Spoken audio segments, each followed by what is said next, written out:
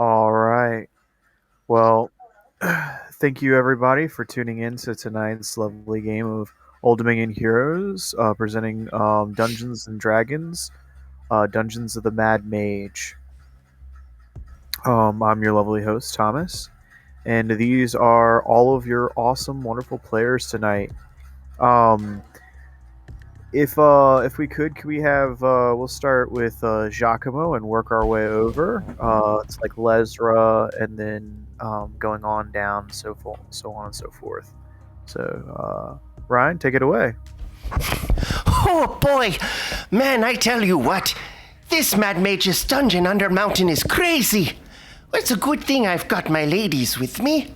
I never feel unsafe if I'm anywhere without Lesra and Misty. What can I say about a broad and a blade that can't already be said? Well, anyway, Giacomo Clopan here, half-drow, bard, entertainer extraordinaire.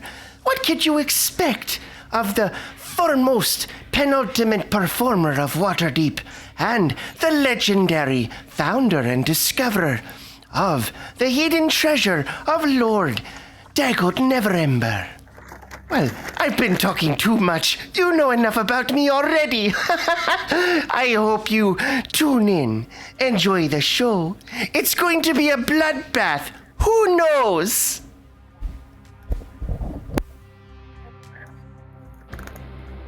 Who's next? I guess I'll go. This is Leslie, your friendly neighborhood cleric. Hopefully we won't be going on any murderous rampages tonight. But you never know. It could happen. I'm done.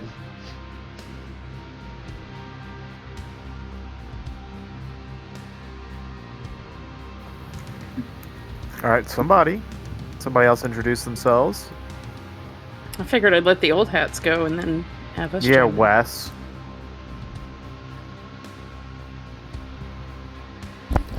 Oh, well, don't be so shy, Misty. Everyone would love to hear about you. Do Misty for us. I don't know, is Wes having audio issues? He might be out. What about Olan? Yeah, he just dropped out of the Discord. No, no. It's your friendly neighborhood shadow sorcerer, come to save the day once again. Where are my friends? I don't know, but we're gonna find them. I got some new friends, some cool friends. Let's see what happens. Who's next? Well, it seems the prodigal brother has returned. Oh shit, it's Sushi.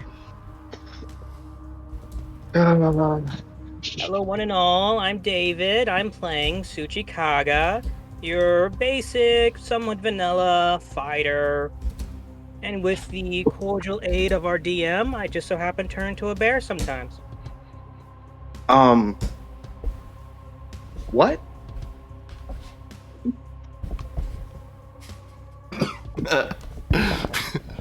That's a good. Not what you think. Yeah, that's a good cliffhanger right there, David.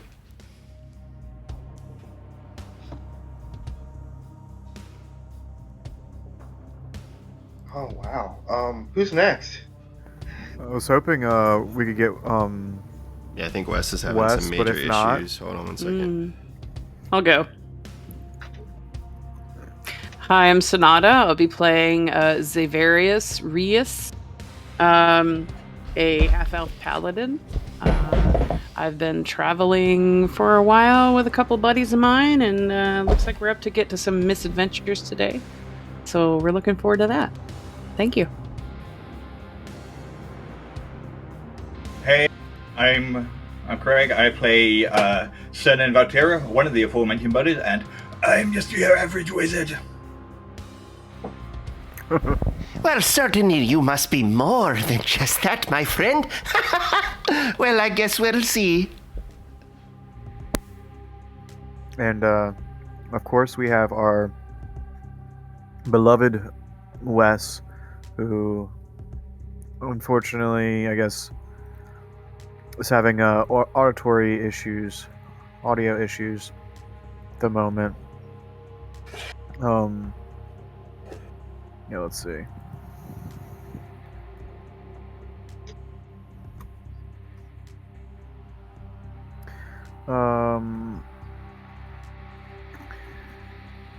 So I just posted to him. Hopefully He texted me, let me know.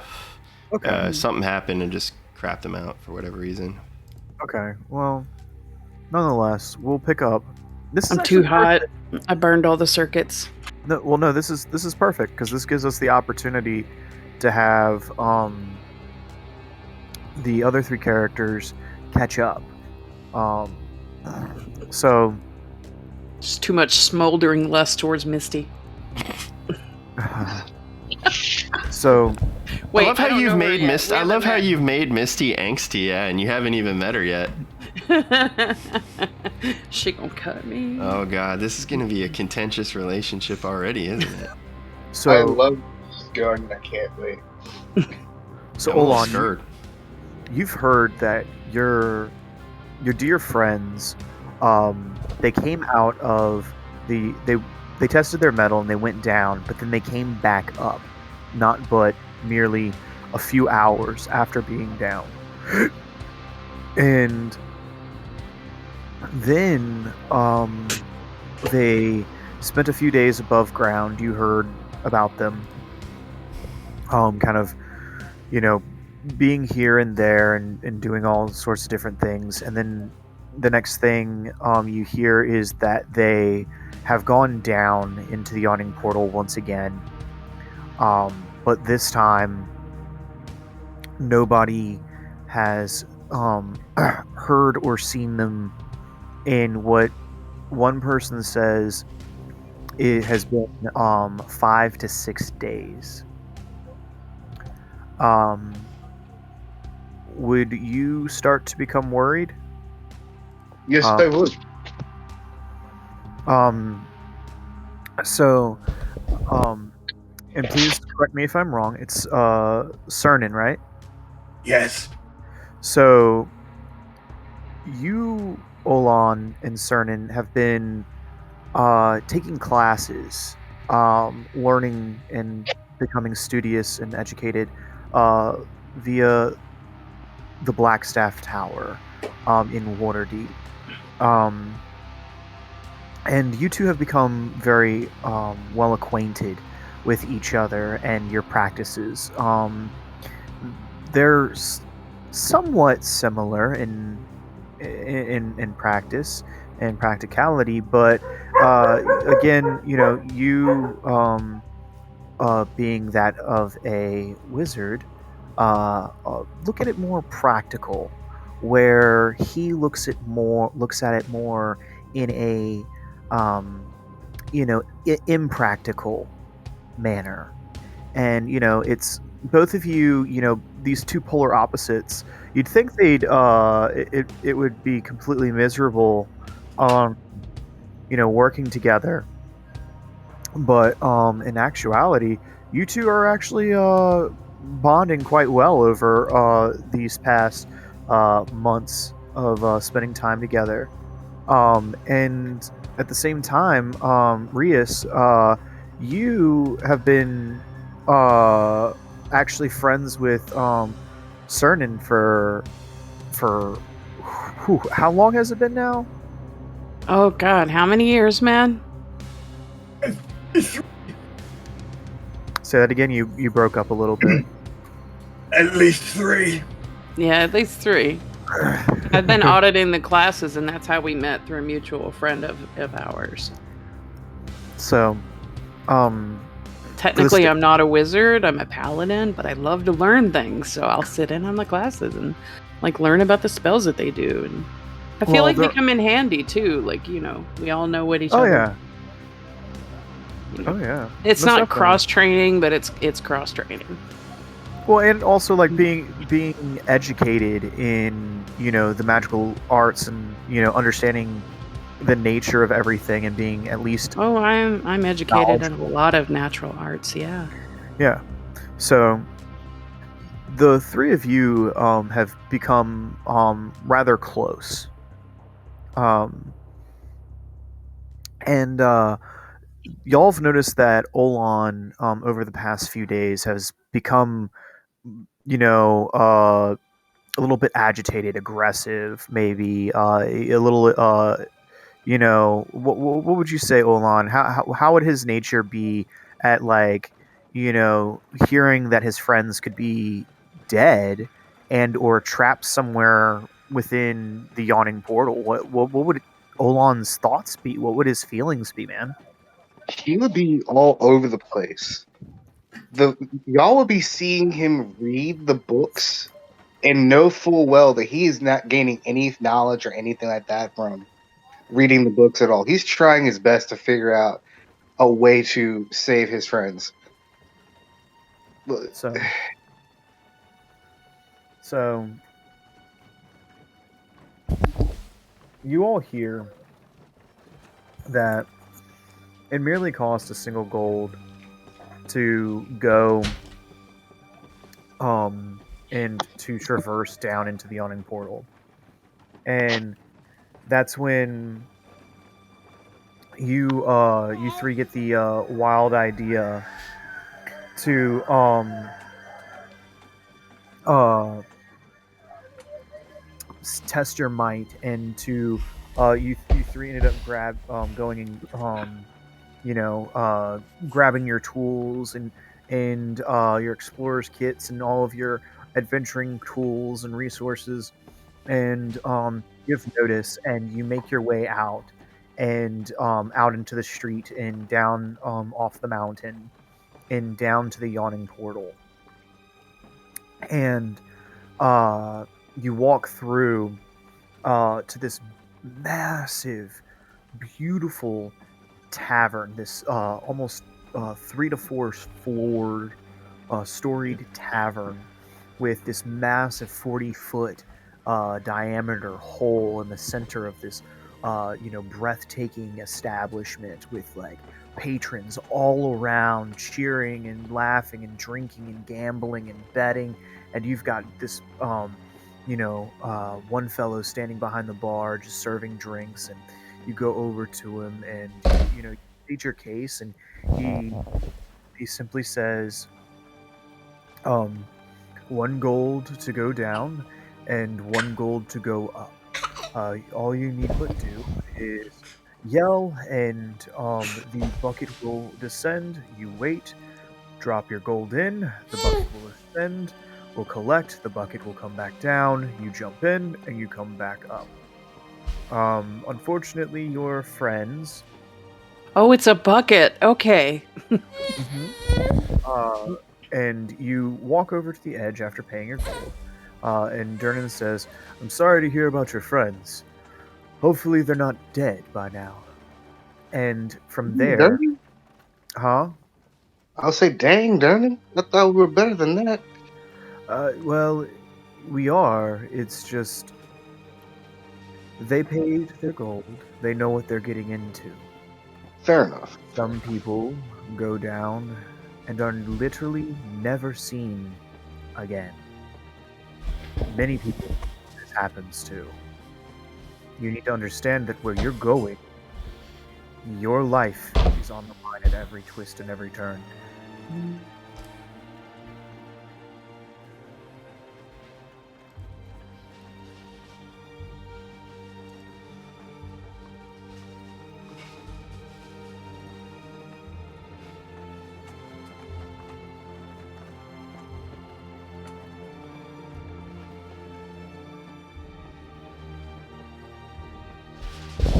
Who are you talking to, DM?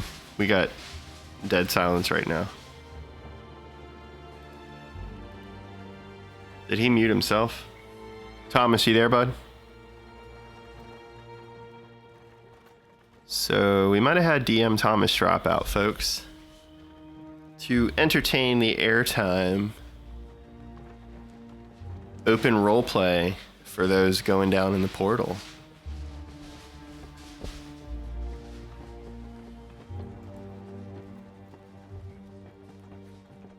Can y'all hear me?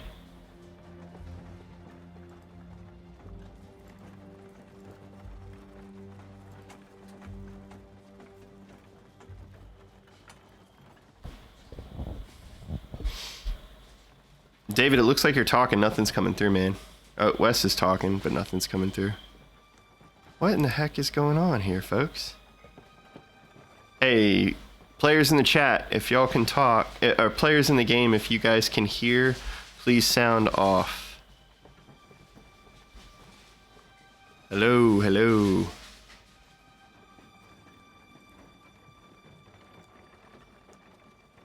Anything.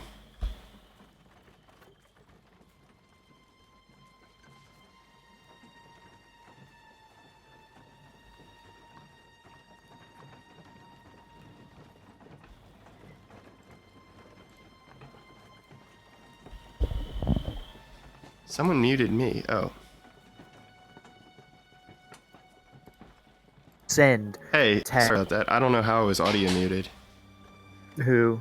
I ended up audio muted myself. Could everybody else hear each other? Yeah. Mm-hmm. I could Okay. hear Thomas, but I couldn't hear you talking. You said you could not hear me talking, or you could? I could not. I can now. Obviously. Okay. I don't know. I guess somebody's server deafened me or server muted me. Mm. Okay. Anyway, we should be good now. I thought the audio went dead for DM because I didn't see him reacting. My bad, guys. I didn't mean to interrupt anything. So I'm gonna put my hand on the chain and say, it looks like it's a tight squeeze, but if everybody grabs my ass, they gotta buy me breakfast tomorrow. That's what.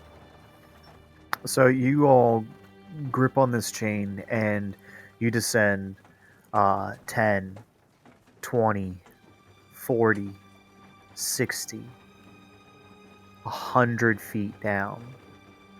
The light from the tavern fades away. 120. You're in pitch black. 140. Silence. The bucket hits the bottom. A bit of smattering of gravel and dirt and sand scrapes while the bucket slides across the floor. The three of you shuffle and clatter, catching yourselves with your other feet, placing them on the ground. You feel the soil slide a bit, crunch. Bones. Bits of bone litter the entire floor of this massive room that lie before you. My torch so I can see. You pull your torch out, striking flint and steel and lighting it. You stand in a 40 by 40 foot room. Shields would almost seem 60 line the walls. You see a few of them have been knocked away. On the wall west of you, there is something strange. This Is there a compass rose on this map? So there's not I one. don't- There's I don't not. know it, Wes. There's not one in above VTT. Just assume that north is always the top of your browser window. correct. It Okay, is. alright. It is. Yeah, it is. Okay.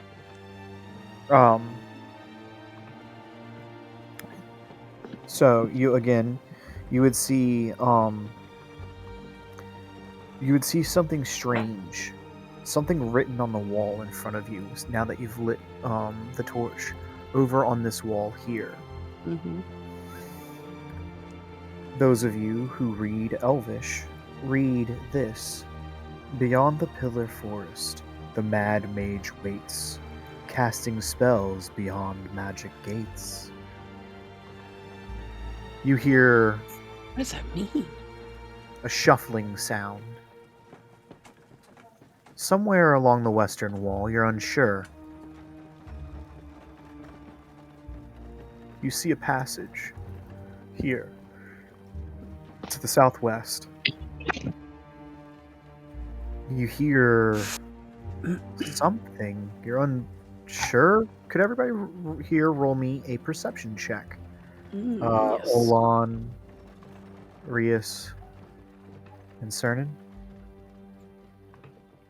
Tell me what you get. 18 for Cernan. Perfect. Oh my god, this is great.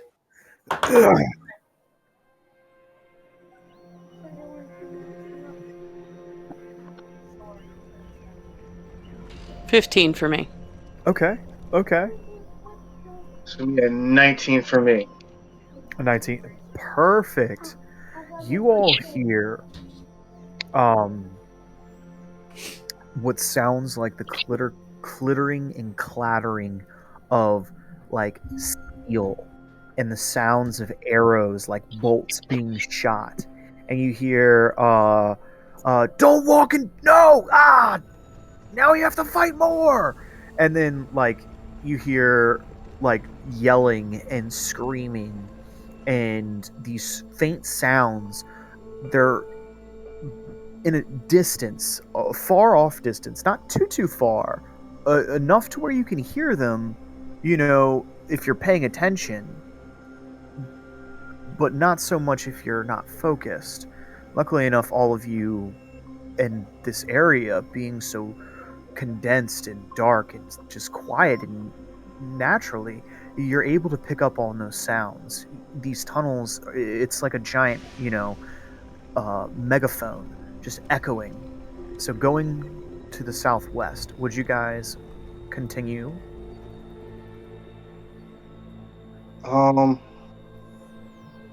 I think we would. Would you guys want to continue? Yeah, I'm gonna get my sword ready just in case. I'm going Sword to and give shield. you. I don't know how I'm gonna.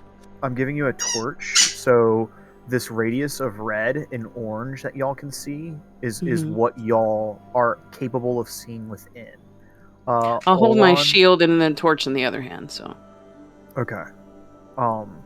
So basically, y'all can see up to like right here, and whatnot. So as you all, I have dark vision too. okay. Do all of y'all have dark vision? I don't know. Does Yeah, Leon? I do. I do. I do. Yeah, Okay, because so I think they're all all elven race. well, Leonins aren't. Oh, Cernan's a Leonin?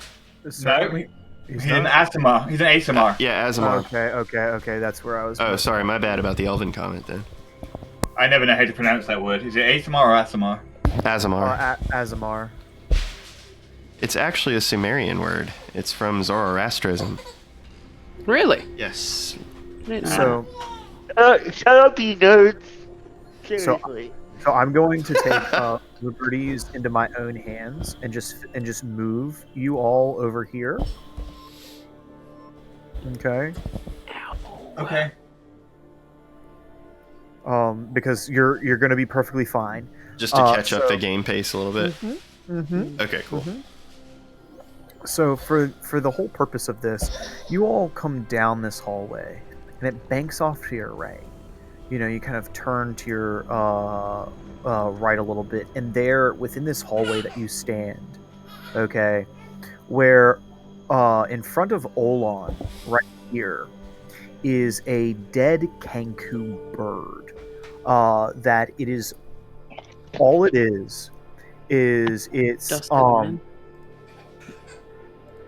is its skeletons, its remains are just positioned in this weird strange shape, and they're like pointing at this wall over here.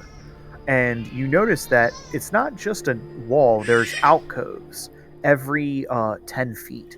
There's like an alcove here, an alcove here, an alcove here, an alcove here, an alcove here. Just going up along the entire wall, going up and down. And each alcove has what appears to be some type of demon, some demonic entity that is just in this position, in this alcove, kind of stuck in there, completely made out of stone, like these beautiful mosaic statues, carved and inlaid. And when you guys get here to this spot, that's when you see it all the way down. Olan, you Mhm. see, you see Giacomo with his back turned, turning to what appears to be Lesra and someone you haven't seen in forever, Suchi. The three of them are starting to make their way Does down anybody this hear a weird bat? No. Sorry, I'm trying to play off my dog's squeaky toy. I was wondering what that was earlier. I thought that was Thomas, because Thomas has got a whole friggin' herd. Yeah, I got 5 dogs. Award-winning champion thoroughbreds. So you nonetheless you all see, Dude, this is so great. The tension is just killing me. you see them as they're rounding the corner. And my question to Misty and to Giacomo, y'all were gonna go left, right? Because y'all want to go south, right? Yeah, I think that's what Misty had said last time when he flipped a coin, right? You flipped a coin, though, literally, in game. I did something, yeah. Yeah. So you were going to take pace ahead, and then it was going to be Lesra, Shuchi, me in the back. Right. Yeah. Can we roll passive perception, or do you want us to see if we notice our compatriot Olan coming down the corridor? I mean, I have dark vision, so I'd be able to see 120 feet. I don't think Shuchi or Lesra could. Well, dark vision doesn't give you 100. He's got devil's sight. Devil's sight. No, I get it because of superior dark vision from being drow. So regular dark vision 60 feet, but I have superior dark vision as drow, so it's 120 for me. Right. But to Thomas's point, the only thing I would actually see is like gray shapes, like blobs and gray shapes. Well, if it makes you feel better, there's a big fur ball in the middle of the hallway. True. Blocking the way.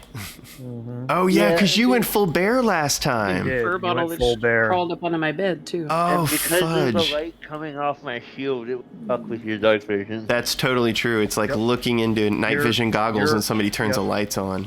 Like literally, like your night vision would deplete right where the light would end. Damn, that sucks. All right, so they see us, but we don't see them. Yeah. Correct. Oh, this is so exciting. DM inspiration. DM inspiration. So, with this, Let's with do this shit. Olan, Yes. they've been gone for like no bullshit 5 to 6 days, and they're not even maybe 100 feet away from you. Like, in your mind, like, what would you be thinking? I mean, they haven't really gone anywhere. They've just been, they've only moved 100 feet. And we haven't been back to the Yawning Portal or to Troll Skull either. Yeah, in like what almost seems like 6 days. Oh shit, this is crazy. Yeah. I would honestly scream, Giacomo, what the hell are you doing? Turn around. You know what happened? Giacomo, Lesra, and Misty and Suchi roll me, like all of y'all roll me perception checks. And all right, first roll of the sexy dice tonight. Let's make sure it's a good one. For the sake of being, because of the situation with that hallway, and y'all know what I'm talking about. Oh fuck! We're gonna remove y'all from there. Remove us from what, huh? Who? Them from the remove hallway. us. Yeah, okay. remove them from the hallway. I rolled a 13 on perception. 7. Garbage. I'm checking my modifier. Give me 1 second. I'm all the way on the other. I'm already making my way down the hall, so I probably wouldn't notice. You're more focused on like what's in front of you. You don't have a bonus since you're a tabaxi? So I have got a 20. He's not pointing in your direction. That's the problem. Like, I don't think I get an advantage anyway. Thomas, I had a 20 on my perception check. All right. So you hear something. You don't know what it is. 15 on smell. Well, that's completely different. Okay. So Perception does include smell. yeah, he has keen sense as a werebear, so it's a little bit different. I'll say you smell Olan's perfume. So when the sound catches Giacomo's ears, like they twitch a little bit, and I turn around and I say, Well, you know, I don't mean to slow things down, of course, but I do have a reputation of hearing things, but I promise this isn't one of those times. Hear me out, okay? Look, Lazara, don't give me that face, please. I'm listening. Okay, Go good. on, Giacomo.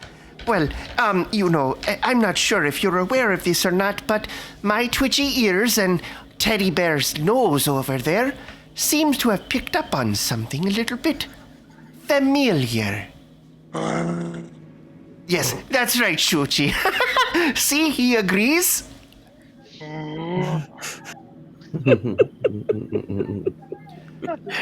I'm not quite sure who it is or what it is, but back down that hall of mirrors where we got attacked by the doppelgangers, you know, whatever they're called. The things that look like us, but we're bad guys. So, pause on what y'all are saying. The three of y'all see them. Are y'all going to start making your way towards them? Yeah. Would y'all y'all do that? I would inch very gingerly behind the two heavily armed and armored people. Well, I've got my shield, so I feel like I would be in front. Yes, most definitely in front. Just so I can deflect, because I need somebody behind me with a sword. Because I'm holding the torch. Okay, I'll have my sword out. Okay. So, y'all are progressing down the hallway, and Giacomo, you're talking. You're like, I swear, and and Suchi's like, I smell perfume, and that's when y'all hear like the clattering of steel. Someone's coming up behind y'all. Let's backs up like 10 feet to see who So it is. when you back up, Lesra, Giacomo says, Well, see, I guess you believe me now, then? Up on this smack you, dumbass. So do we know that they're down there, or does Olan know that they're recognize them? Olan would know that they are down this way. They're learning that because if I'm in front, they see this tall fucking half elf, with white hair, be like, I don't know you. Yeah, why don't y'all describe yourselves? Like Sonata, describe yourself. Like, what do they see in front of them? Tall, gorgeous. Gorgeous, you say? Gorgeous. 6 foot, half elf with pale skin and kind of silvery purple eyes and long white hair, holding up this shield. And the torch is kind of like flickering off her hair. And she's kind of like hunched at the ready just to sort of deflect anything that might come their way, but sort of cautiously approaching forward and keeping an eye out on her surroundings. And right behind her, you would see Olan wearing I am wearing light armor, I think. Yeah. Yeah. I'm wearing a dark purple shirt with some nice black pants and whatnot, and some pretty damn good boots and some other cool shit. I have my Still a quad, darling. Yeah. It's all about the fit. It's all about the fit. I'm not wearing armor because you can't put armor on this dude. Yeah, other than that, that's it. I'm dripped out. You said you're dripped out? Yes. Oh my gosh, bro. Don't you dress up for an adventure? Oh my gosh. All right, hold on. No, so when we meet, I'm going to save this for when we meet. Continue on. I'm sorry.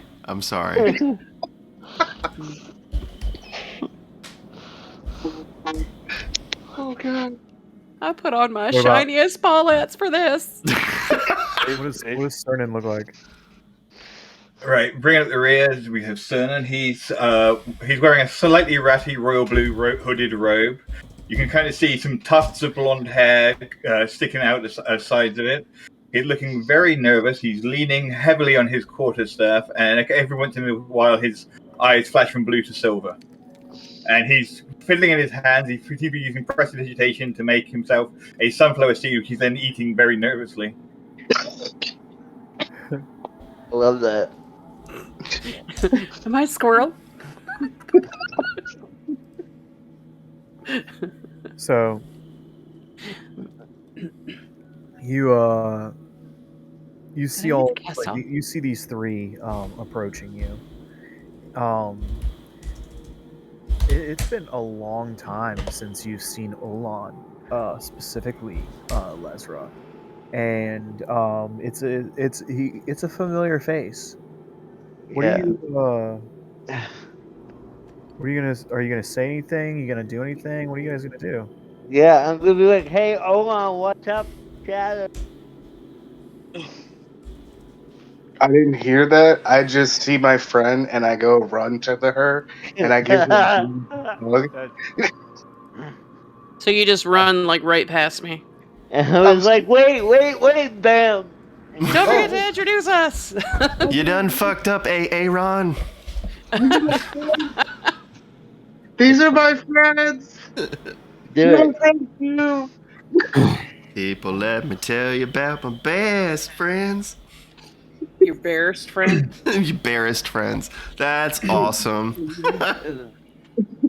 So these are your friends that go down for days at a time. Somebody has to run down the hallway.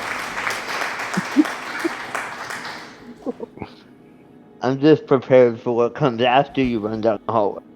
I retract my statement of running down the hallway. I will just. Are we rewinding? I'm sorry. I'm not gonna run down the hallway. That'd be a No, you can. It's just I recommend that you do it one time. okay. Then I will run down the hallway. My bad. Okay. Yeah. Okay. Are all of y'all going to do it, or is it just one of you? Oh no! Holds up a finger and she's like, one at a time. All right. So who's going first? Olan? Yep. You start going forward. You get to hear. You get to hear. You get to hear. Nothing happens. Nothing happens. Nothing at all. Okay. It's when you get to here is when you notice, and everybody else notices, that right here, I'm like, duck! Something strange starts to happen. Something very abnormal. Okay. And that's when, come on, a shadowy version of yourself starts to emerge out of this corridor of mirrors. These beautiful stone inlaid borders with like these mirrors that are inlaid, and from the floor, kind of like in this weird area, you don't even know. It's like fog is just pouring out and across and onto the floor, and you see this shadowy version of Olan step out, and it looks over at you with this twisted, gnarled smile, and immediately lunges and runs at you. For those of you who already know, I'll just let all of you guys, those of you who wish to make an attack, make an attack. Okay. I'm gonna cast Sacred Flame. Because I figure all of y'all are like, prepared for this crap. You know what I mean? So we can see this from a distance, right? From where you are, yeah. It has to. It has like, to. What the It's fuck? a DC of 16 on Dex. Okay. 4 damage. Pathetic.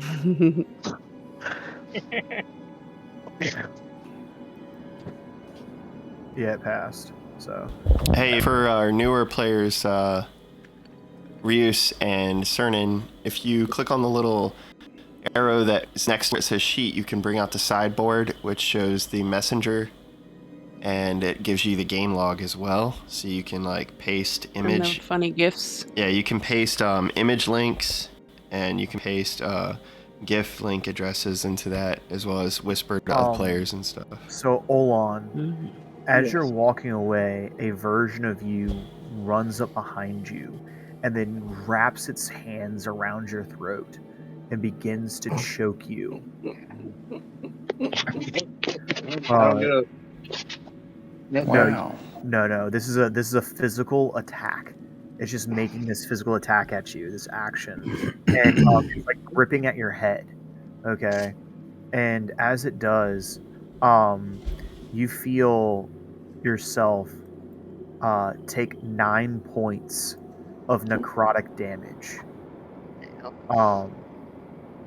Let's see. At the same time, and I do apologize about this. No worries, though. It's not going to really affect you. You take 3 points. Why is Misty laughing? I haven't met Misty. Because he knows what's about to happen. 3 points of temporary strength damage. Your strength is now temporarily reduced. Nice. As these necrotic hands are wrapped around your throat.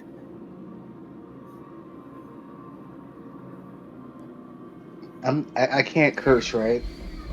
Yeah, you can. You curse all the time. Fuck.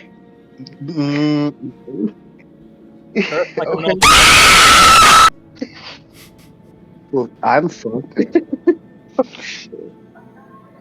Okay. And then DM? Is anyone else going to take an attack? Like, I took an attack. Can I attack it? I mean, did we roll initiative? I'm not sure. Well, no, I think DM said he could see it coming and kind of preemptively just help out or whatever. But Giacomo's around the corners, so unless somebody tipped him off, I wouldn't know. I'm further. My spiritual weapon was still up from last game because I conjured it. But Cernan and I can see it happen, right? Yeah. Okay, so... But we don't know what it is. Yeah. No, but we can see what's happening. So I am going to cast... weird. Yeah, you see 2 lands, essentially. I'm gonna... let's see. What did you say last game, David? You called them dark. You were dark chocos. it's dark Olans. Made me think of some Dragon Ball Z shit, man. I am going to cast Cernan and myself with. Well, I can't. It's 1 action. Level 5, I get 2 actions, right? 2 attacks with 1 action. Oh.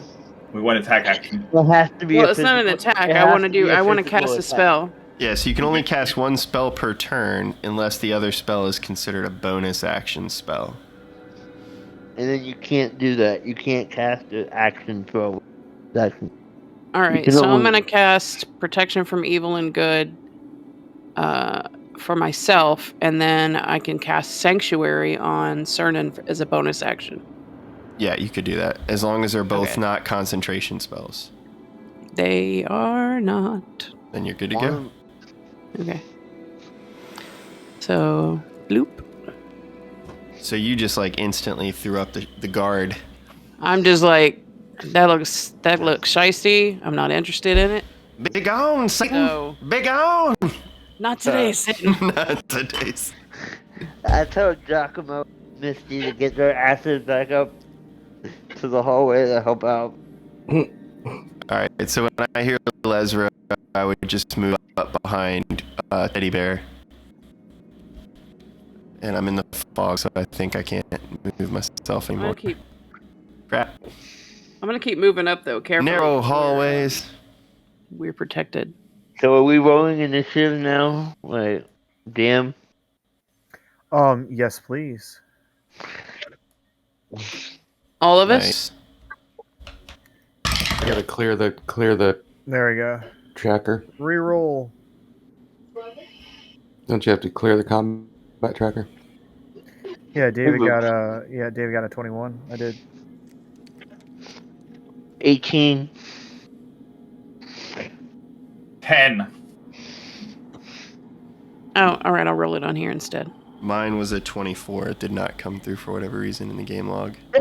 Oh, it did come through. Initiative roll 24. Oh wait, how do I select that it's initiative? It should just say up at the top initiative at the main page of your character sheet, and if you click on that, it'll roll for you. Oh, right. Okay. Right click on it.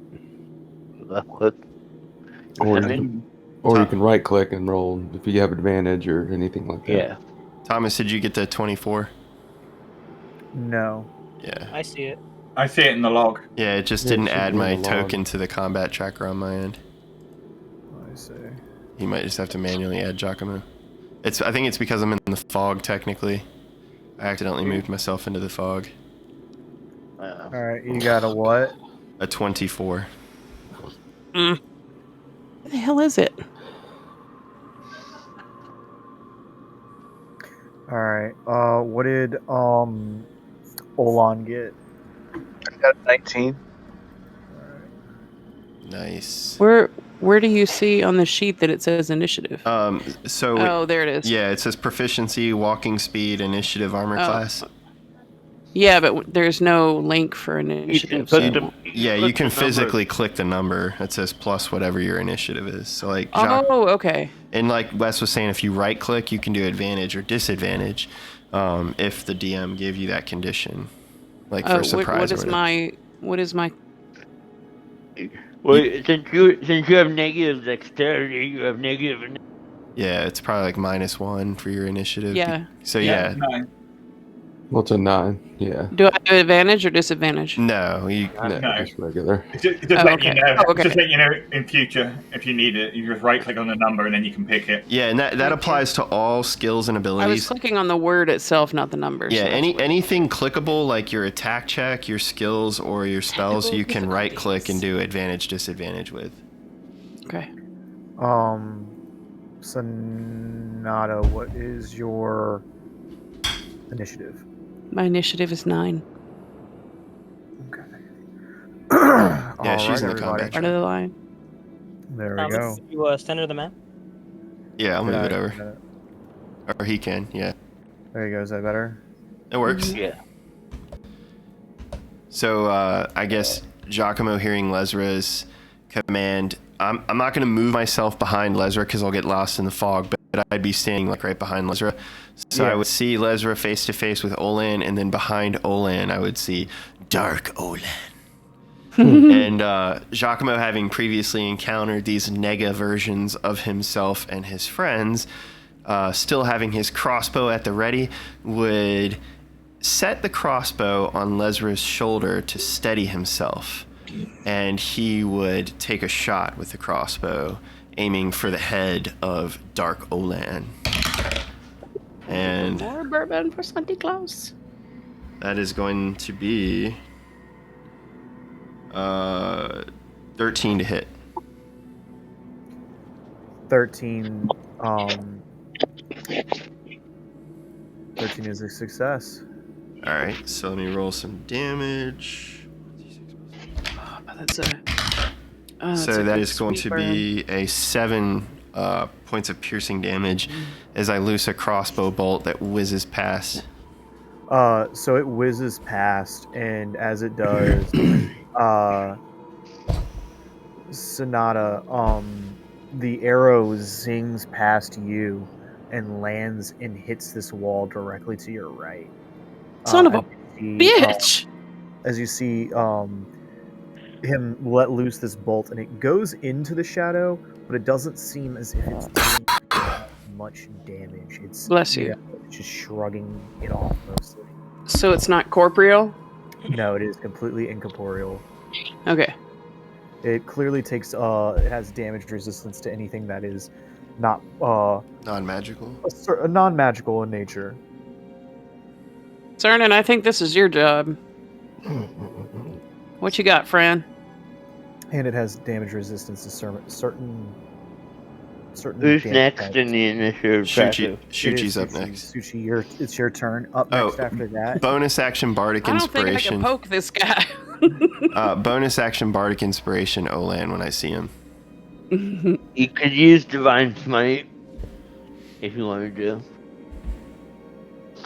You can use Divine Smite on something that you can't hit? Yeah. Well, shit. It doesn't make sense, but you can totally do that. Okay. So I try to hit it, but I don't. Well, it's not your turn yet. Yeah, it's Suchi's turn. Yeah, so I'm saying, I'm just logistically, like, you have to hit something and then cast it? Well, yeah, but you hit it, but the physical damage doesn't do anything to it, but the magical damage from your holy light does. Oh, thank you. Yeah, you're basically calling a spirit through your weapon. I didn't. Oh, okay. I didn't know that. Thank you. I learned something new today. And Olan, you're up after Suchi. Suchi, what are you doing, bud? So can I burn a full action, swing my one good arm, and maybe like possibly switch places with Olan? So you want to use like one of your fighter abilities to switch? Yeah, I can burn action surge if I need to. Yeah. That's awesome, dude. So you're using a superiority dice to use a maneuver. A maneuver. What maneuver are you trying to do here? Hila, come quick, I've invented maneuver. Like, I swing my arm, and then next thing you know, we switch places. Well, you can't do that unless it's... Yeah, like, did you take Battle Master as your fighting type? No, I was hoping I could, like, maybe, like, grapple him and just pull him out the way. Yeah, you could do that as a contested strength check, but that... So what you're describing, though, is, like, as a fighter, you could take fighting style Battle Master instead of Gunslinger, and with Battle Master, you get superiority die, and one of them is the ability to trade spaces with a friendly ally. So they're a master battler. Except it's not the fighting style, it's the subclass. So I will say, if you burn your action to switch places with Olan, yes, but he's probably gonna take an attack of opportunity.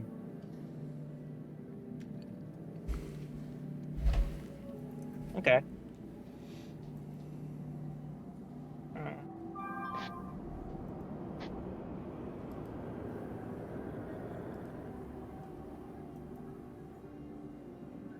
Yeah, I'm gonna do that. Okay. Switch us. Alright, so then let me make an attack of opportunity on him. Reaction, protection, disadvantage. Okay.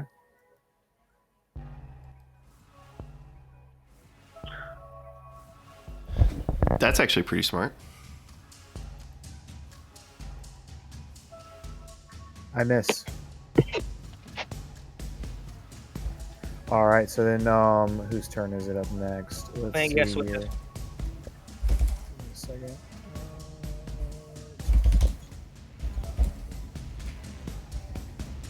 So Olan, it's your turn. What are you gonna do? And I switched places with Suchi, correct? Yep. How far away am I from my shadow form of myself? Like 10, 15 feet? 10, maybe? 15 feet? Yeah, it's about 10 feet away from you now. Okay.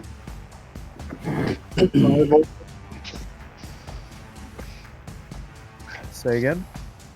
You said that like 10 to 15 feet, right? Yeah. Yeah. Alright, I'm gonna firebolt it. Okay.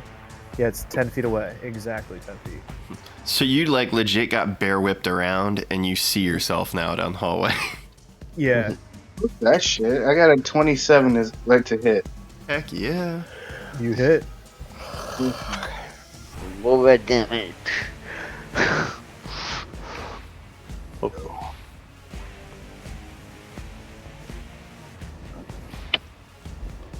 That's going to be for 17 points of fire damage. Magical fire damage.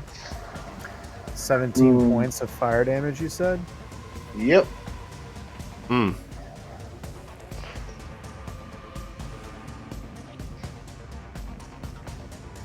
Let's see, 17 cut in half. 8. If you round down. And the last person to hit dealt how much damage?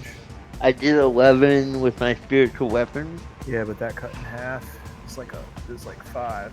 Well, it's magical. It's magical. Force. It's magical. And it's force. Okay. And then the firebolt should have been magical, but he might have fire resistance. All right. But the so how do you want to resistant to fire?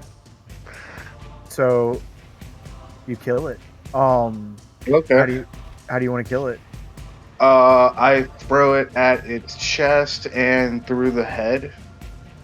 All right. So you let out this barrage of fire as it just scolds and hits this wisping veil of clothy hue, and instantly, like shudders of ash, just immediately catching and spreading all across itself. Just this version of you catches on fire, screams, and as it does, it falls to the ground and collapses.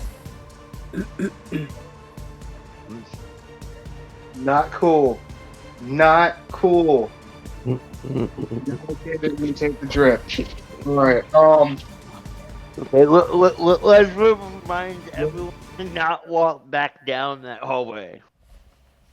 What about the people walking up the hallway? Wait, can I hear Lesnar say this? Yeah, you have to. And Lesnar signals you for the next person to come down the hall. Ladies first, I insist. That's what I You heard. chode. He's so fine. chivalrous, isn't he?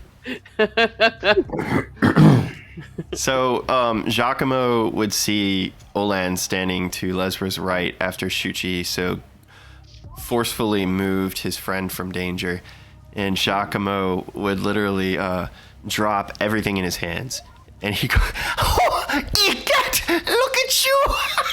You made it down here after all, Olan, and what lovely clothes!" Look good, don't I? Look good. Well, yes, you do, my friend. Better than ever, in fact. But I do have to ask you one question. And please don't be offended, of course. Of course. Why didn't you have your dear old friend make you, those clothes? I know you would have bought them with the money. And just because you're rich now, doesn't mean you need to be giving more money to those nobles, right? Sure. You gone, and I needed dungeon clothes. You weren't there. I'm sorry. I needed dungeon clothes. Good night. Oh, dungeon clothes. I see. Well, if that's the case, there might be times where you need a quick stitch.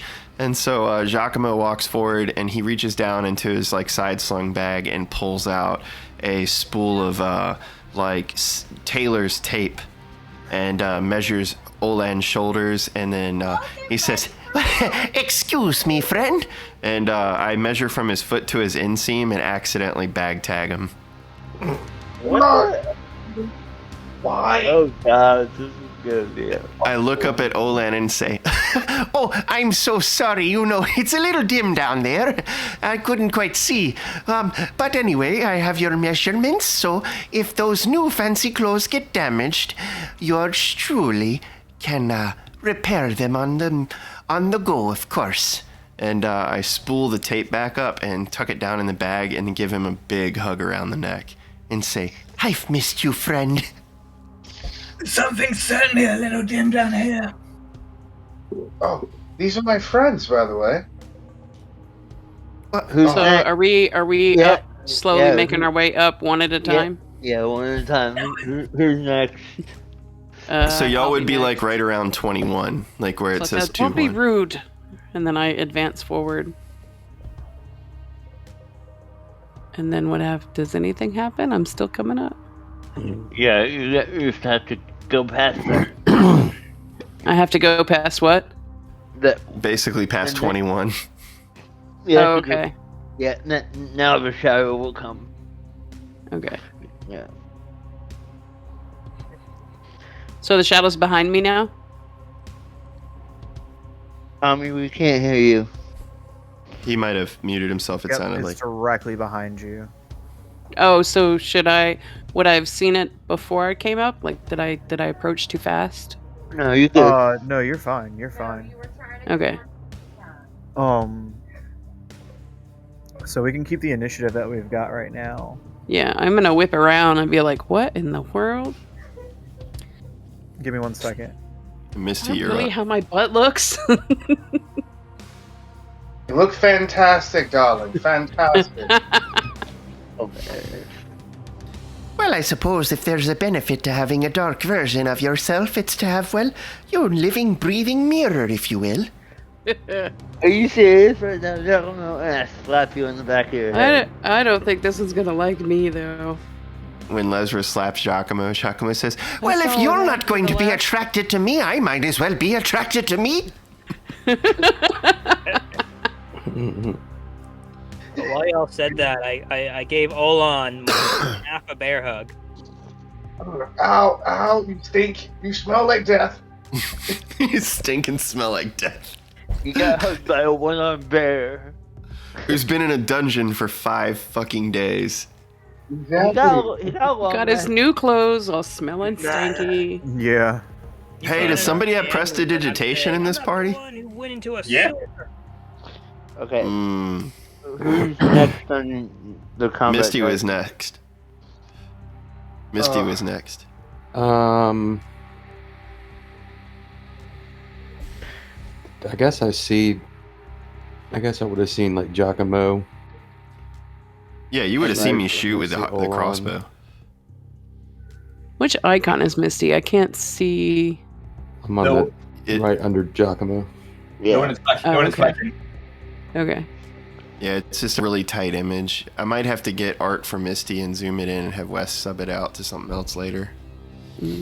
I'll go ahead and try and shoot the shadow if I can around Olan, I guess. Didn't we establish that Misty didn't see that, so And I right. and I do a lot of bad things, yeah.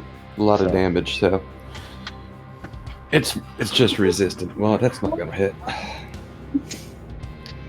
That's a 9 hit. Does it whip through my hair? A 9 does not hit. I didn't think so. All right, I go back out this way.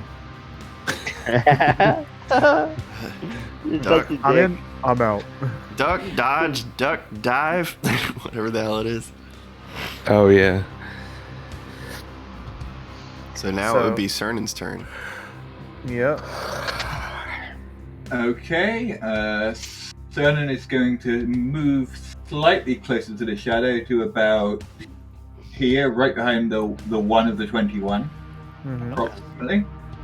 And for his action, he's going to stare at the shadow and just mutter, "Esprit!" and cast Mind Sliver, the cantrip. Nice. So it has to make an intelligence saving throw. Oh. Do we know what it is? Yeah. It's on the. Is it Yes, susceptible to? About to find out.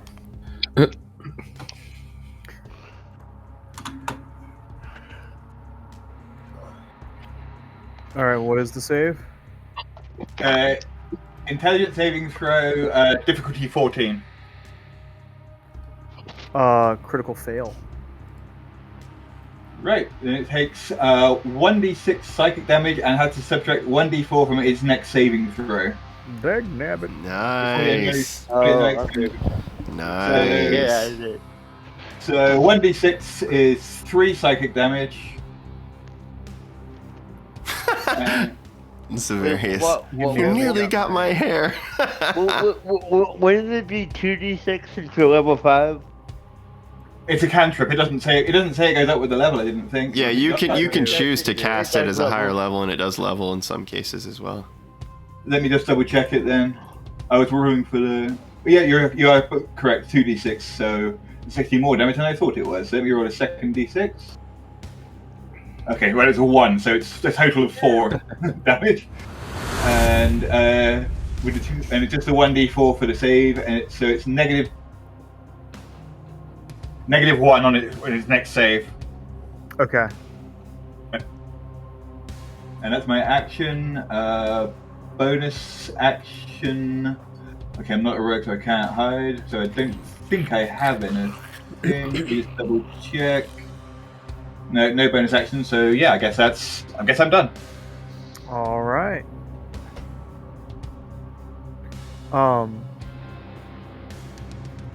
With that, it is now Rias' turn. I am going to. Do I need to use a weapon for Divine Smite, or can I just use the torch? Yeah, you have to use a weapon to hit. Is a torch a weapon if it's lit? No. I mean, damn. I guess you can try it.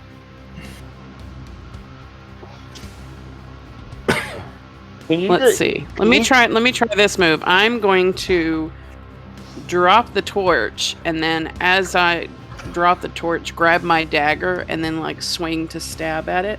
Yeah, that's fine. That works.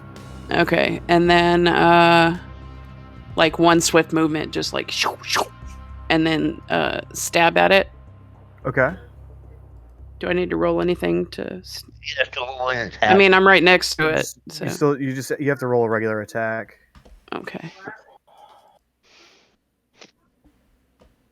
And remember, at level 5, you get 2 attacks per action. Oh, right.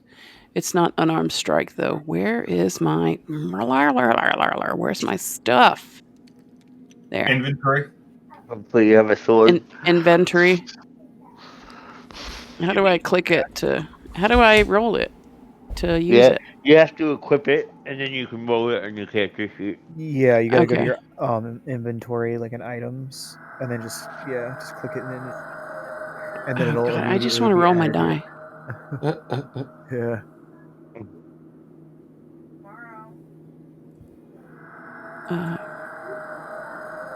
So yeah, okay. I'm in my inventory. Find the weapon. You click it. You click equip, and then you go back to actions. Okay. There we go. Right.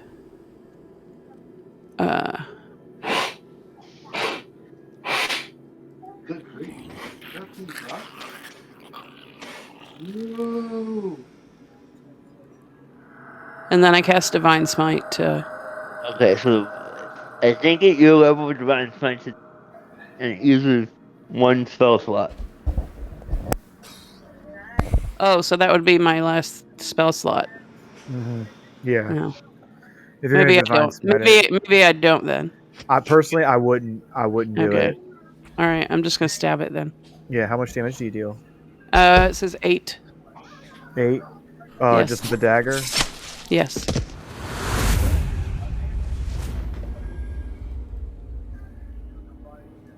All right. So you slice into it, and it's like slicing through air.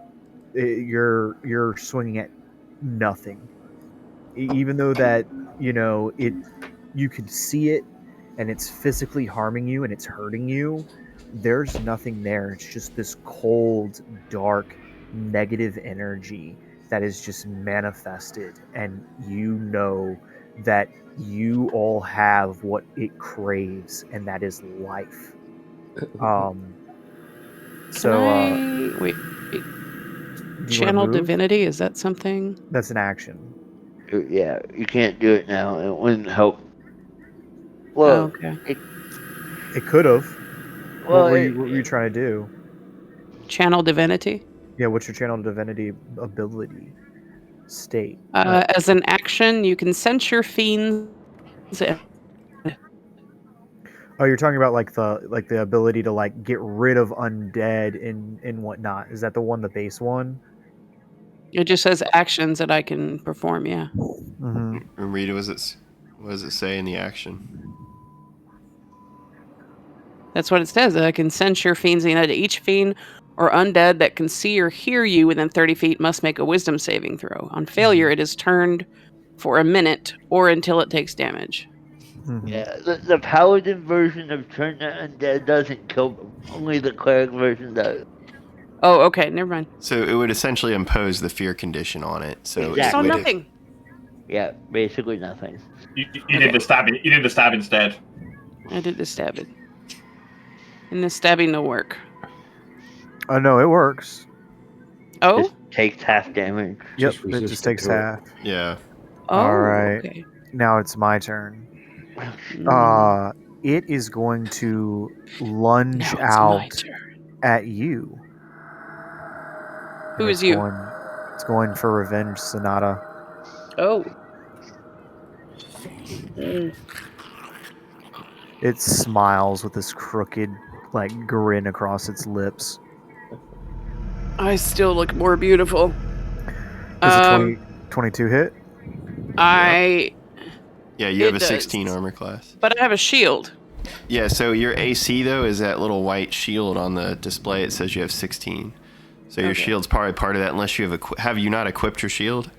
Motherfucker. Okay. Yeah, your shield would be +2, probably. Or, Yes, my 20, It inventory. would still hit. yeah, 22 is, Yeah. yeah. 22 is a hit. So I've got some bad news. I have Ring of Jumping. Where's my feckin'... Do I not have it? I mean, you can add a shield later, but, you No, should it's have not had there. it. It Yeah, should be near the bottom. Who's that blowing? Is that me blowing? probably. Sorry. All right, so a 22 hits you, and then when it does, you feel yourself like pull out the same dagger and then plunge this dagger like into your left shoulder. Oh no! And when you plunge the dagger into your shoulder, you feel the smoke and cold dig into your arm, and it just feels as if your left arm freezes up and tenses up, and your entire body just completely gets drained of energy as it's just this cold shock rolls over. So my You protection take from good and evil isn't still protecting me? it is, but it's not doing that great of a trick. Um, Okay. So you are going to Student suffer Divine Health. 4 points of temporary strength damage. Is that the same as hit points? Like, No. No, you do not suffer HP. So basically, what happens is I'm targeting your strength score. So what's your strength score? 14 plus Yeah. 2. Yep. So I'm now your down to 14 10. goes to a 10. So if Okay. you make a melee attack, your That plus is- to a hit is really harder, and your actual damage being dealt by the weapon is lower too. Yeah, Okay. it's a +0 now. Brutal. How do I change it? How that He is can't disclose determined yet. at a different date. Yeah. I can't just automatically give that information. Y'all will have to figure it out. Okay. If you But click at on the the- big number, then you can modify it. So it takes that hit, and then it ends its turn. Going back up to the top of the round, Giacomo, you're up. Suchi, you're next, and Olan, you're after Suchi. Okay. So Giacomo is going to once again take a shot with the crossbow, and then once again bonus action bardic Roll attack. inspiration. Yep, roll attack. That is an 11 plus 7, so that's an 18 to hit with That the hits. crossbow. That definitely hits. 4 on die plus, I think 3 for the crossbow bolt, so I think it's 7 points of piercing. All right. And then the bonus action bardic inspiration would go to Zavarius, And Giacomo would see her down the hall past Lesra and Shuchi and say, "Oh, I have a valiant heart to save. A new lady approaches, and she needs Giacomo's aid." Oh, God. So right now, Shuchi has it and Zavarius has it. No, I get Bardic to Olan, sorry. Olan and Zavarius have Bardic Inspiration. Okay. So... I don't want this. Alright, I'll eat that ice She cream, doesn't babe. want it. I'll eat it, She babe. don't want it. She don't want it. I'll eat her ice cream. She don't want it. I know. So it is now Suchi's turn. I love kids. What are you gonna do?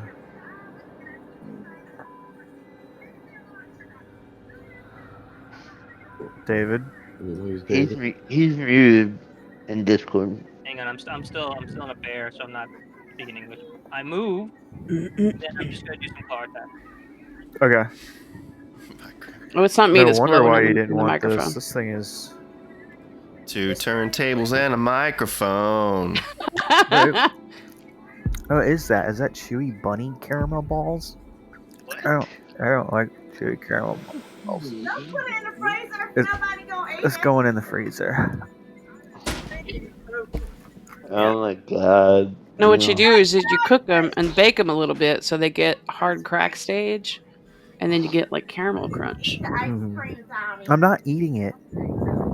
Is it 19 Stop hit? peer pressuring me into eating your desserts, woman. All right. 19 hit. It definitely does. Why would it give up dessert? Oh, Jesus Christ! You scared the shit out of me. You're supposed to be in the other room. I turned the camera off and I'm muted, so you can't grab something without disturbing the group, and you can the microphone kind of undercuts that. God. 7 points of slashing. 7 points of slashing. Fuck off! Give me more bourbon. My turn. Okay, that's enough. That's whoa. Okay. David, you I look to the left and like you Craig's are like right so there. close to killing it, dude. Oh my god. And for Damn, dude. Come Doesn't on, he have man. more than one Who's in my attack? room? Oh, hold on, Suchi. You should have more David, than one attack, even as a bear. Does Suchi Not Yeah, have- before you enter somebody's room. You make one more. Like, I mean, you got one more attack, right? I mean, you should have 2 attacks as a fighter. Level 5 bear. the bear. I want to hear only from David right now. David, you do have another attack, right? No, that's 2. Tater tots. Yep. All right. Olan, it's your turn. What are you gonna do? Kill it. Kill it. I'm gonna throw a firebolt at it. Yeah, do it. Go for it, man. Kill it with firebolt. Watch it burn. Kill it with fire. Holy shit. Burn, baby, burn. Shadow monster. 25 hits, right? Oh, Yeah. goodness, groceries. Death of fire. Oh god. That 7. That's gonna be for 8 points of fire damage. Nice. So you pull in this ball of raging flame, and you hurl it towards this this version of Rias that you have become very familiar with, and it's like reaching out, trying to like stab her again with this knife. And as you do, you let loose this bolt of fire, and it scorches through the air and slams into the face of like this dark version of her, and instantly catches a flame from the head rushing all the way down to the toes. And it's like this crackling ash that just starts to swell and rise and like fill the area as like this cindering smoke and ash just lifts up and floats away as nothing seems to remain. That's hot. What an asshole! So let's quickly greet Rhea.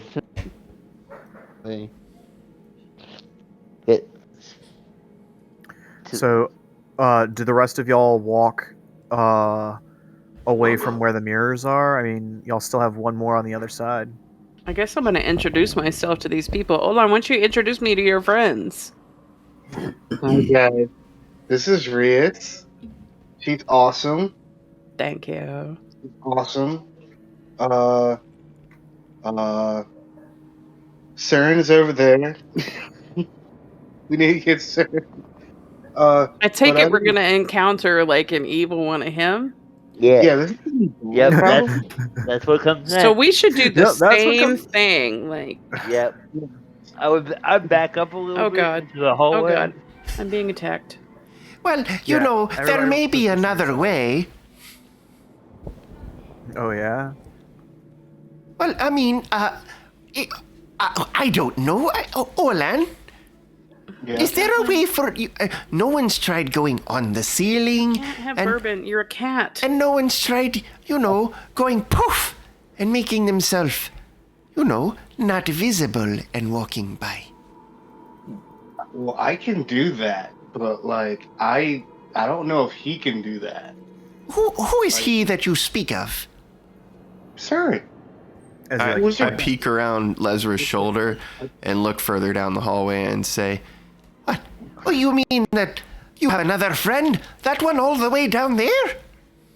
Yeah. So Lesra waves at him. Come down. Oh, and he's ready.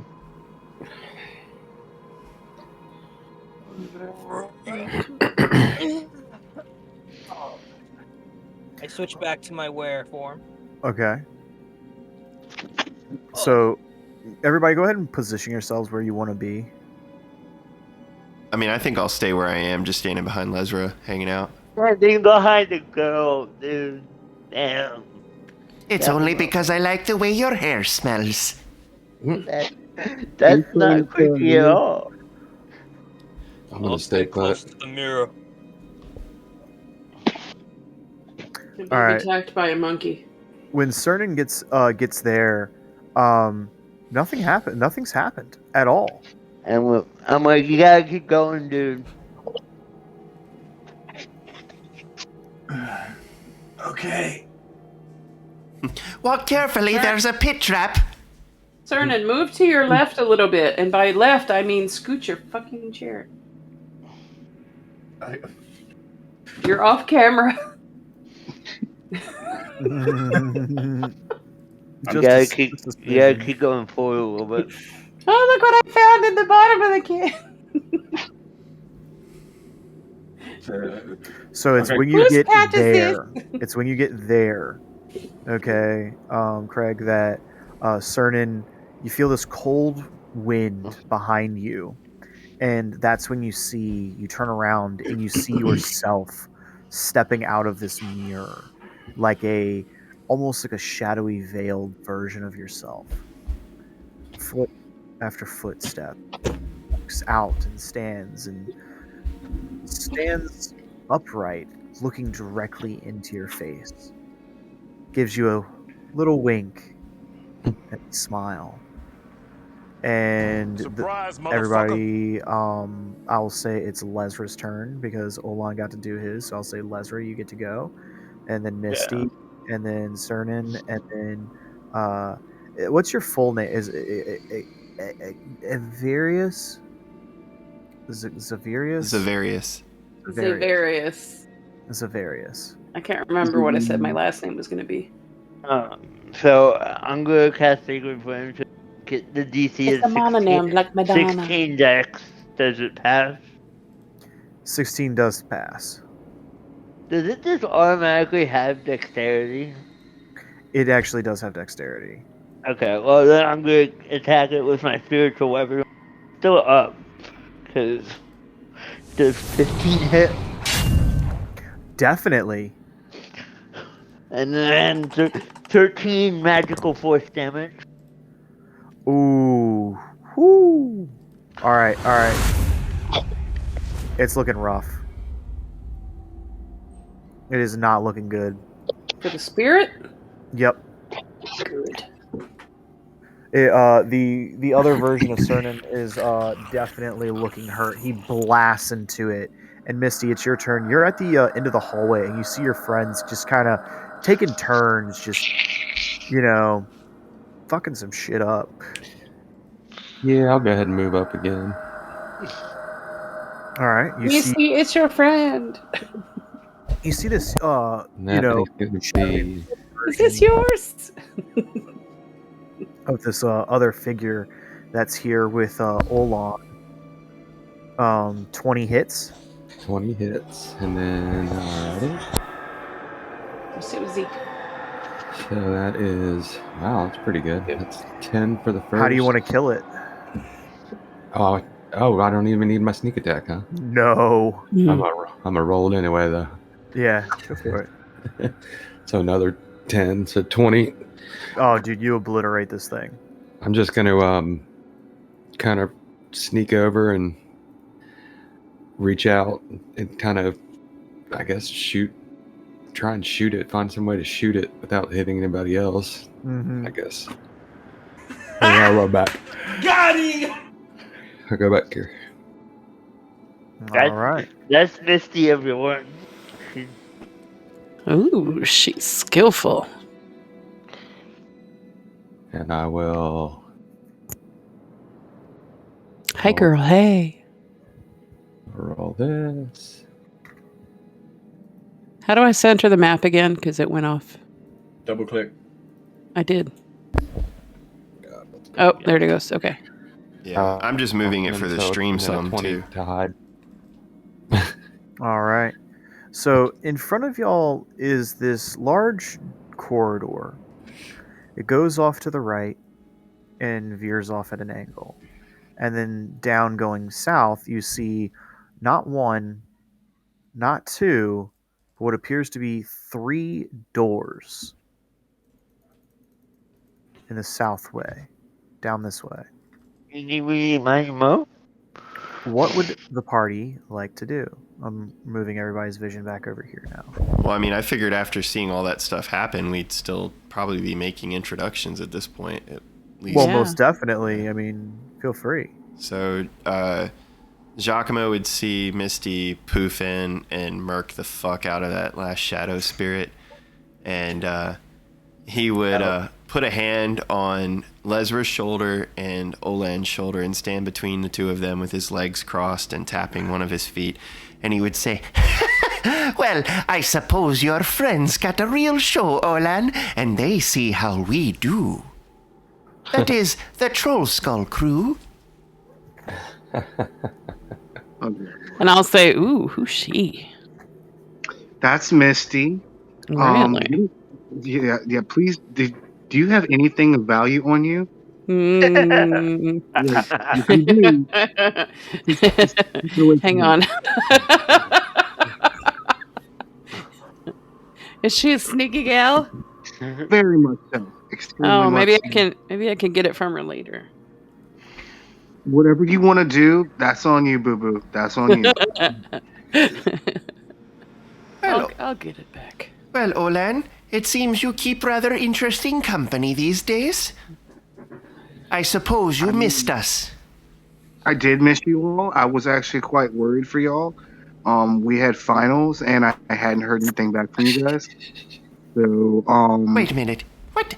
Finals? What are you talking about? I've actually been going to school. Have you now? Yeah. You mean you took all that hard-earned money and you paid some damn school? Student loans, bro. Oh, my gracious! And Giacomo just starts pounding his head against Lesra's shoulder, and he flops his arms to his side, and he starts walking south to find Misty, mumbling the whole way, and he's like, "Oh, what a fool, a romantic fool, but such a dumbass! 2,500 gold pieces, hard-earned blood, sweat, tears, and that damn cat, and he pays to go to school!" Sure. Oh, what are you talking about? All right, Oh, so very angry. you get here, Misty, and as you do, you look down and you notice that this breaks off just a bit. I rolled a 20 stealth, and I'll Okay. go ahead and go in there and try and look around a little bit. Okay, go ahead and move yourself in as far as I don't want to go in the. I don't want to go in the fog. I'll go like right here and try and look around the corner. I guess. okay. Yeah. I'm gonna say Giacomo is so unperceptive and frustrated he doesn't even notice Misty slip around the corner. Yeah, so yeah, no, so you don't know where Misty's gone, Giacomo, but Misty just kind of Dipset. smoothly and sleekly just kind of slid out of eyesight, and now you don't really know exactly where she's at. So Misty, you see down this hallway that there's two doors in front of you. I'll go ahead and I guess look at this first one and just check and see if it's Okay. check Roll and see if me it's trapped. I guess. roll me an investigation check. And as you do that, the rest of the party, what are y'all all going to do? Are y'all going to progress forward? So let's real quickly introduce himself to Rias and Cernan. And like, hi, I'm Leslie. I'm the cleric. I try to keep people dying. So, Crap. welcome It's to the great to fun. meet you. It's great to meet you. And You seem like a badass bitch. She's the best. jump into the fray. And I follow I dig Misty it. down I the dig it. hallway. But yeah. All right, so as you all start to move down the hallway, kind of just, getting down here a bit and start moving. It's not Zeke this time. No, it's my dogs. My dogs are got a dog toy. Misty, you Such weird bats here. yeah. Elsa. She's just like so Misty, you unlock the door and it's actually relatively easy. It's just simply just pulling up one little metal lever and opening the door. And as you do, you look inside this somewhat small room.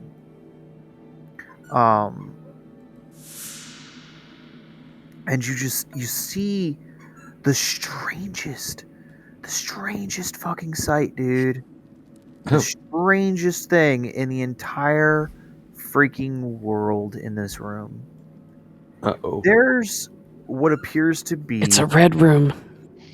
the remains of it's hard to say, maybe human. It's a human skeleton, and you're seeing it kind of dance around the room.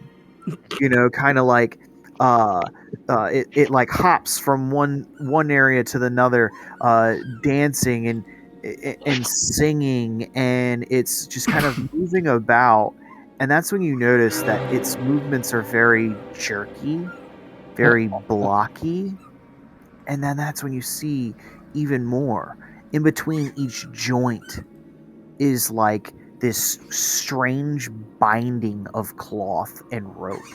You notice that there's attached to each hand is a marionette like string that comes up to the ceiling and then extends going out and along over to one wall as you see these 6 young goblins, okay, are almost puppeteering like, each pulling the string in different time in a different manner, and each of them doing a different thing. And as they're having this almost like humanoid skeleton marionette juggle and dance and float around the room near the ceiling, you hear them chanting, Nam Wraith, Nam Wrath, Nam Wrath, Nam Wrath, Nam Wrath. And like as he's bobbing about, you see what appears to be kind of like cloven in half, kind of like cut in half. Just like where it looks like a sword or an axe kind of just cut this shield, this beautiful circular shield in half. And it lies kind of like in the northern west corner of the room. Each of the halves, the cloven halves, has letters etched into it. One of the shields has NIMR, okay, and then the other side, like the other side of the shield, has AITH. So put them together, Nimrath. Oh, okay. Okay, and it appears as if they're playing with some humanoids' bones, just puppeteering them, just chanting Nimrath as they're moving him about. But yeah, that's yep. That's what you see, man. Alrighty, I will I'll message that to Giacomo and tell him he's got to come take a look at this. Oh. I figured that'd be something he would like. Excuse me, Lesra. May I get by you, dear? Do you want me to go with you? Perhaps. And I put my arm out like to give you an escort by arm. Well, hold on. Do y'all even know where Misty went? Do you know what direction she went? Yeah, well, I would have said, hey,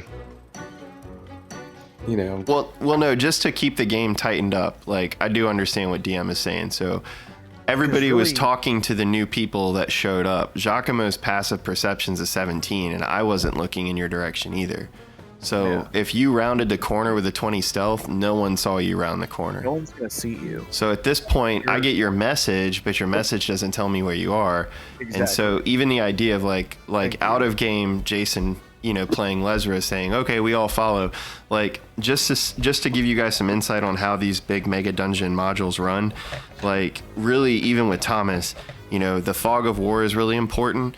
And everything that you're reading to Misty without him rolling investigation and stuff or going into the room physically is kind of just like giving him the ability to play door number 1, door number 2. So if we want this to really be challenging and fun as a group, we have to play off of rolls, off of what we see and what we ask Thomas for what we're looking at when we go into these rooms. And so, right now we start moving our way down the hall. I get this message from Misty. And Giacomo responds back and says, "What? Where are you?"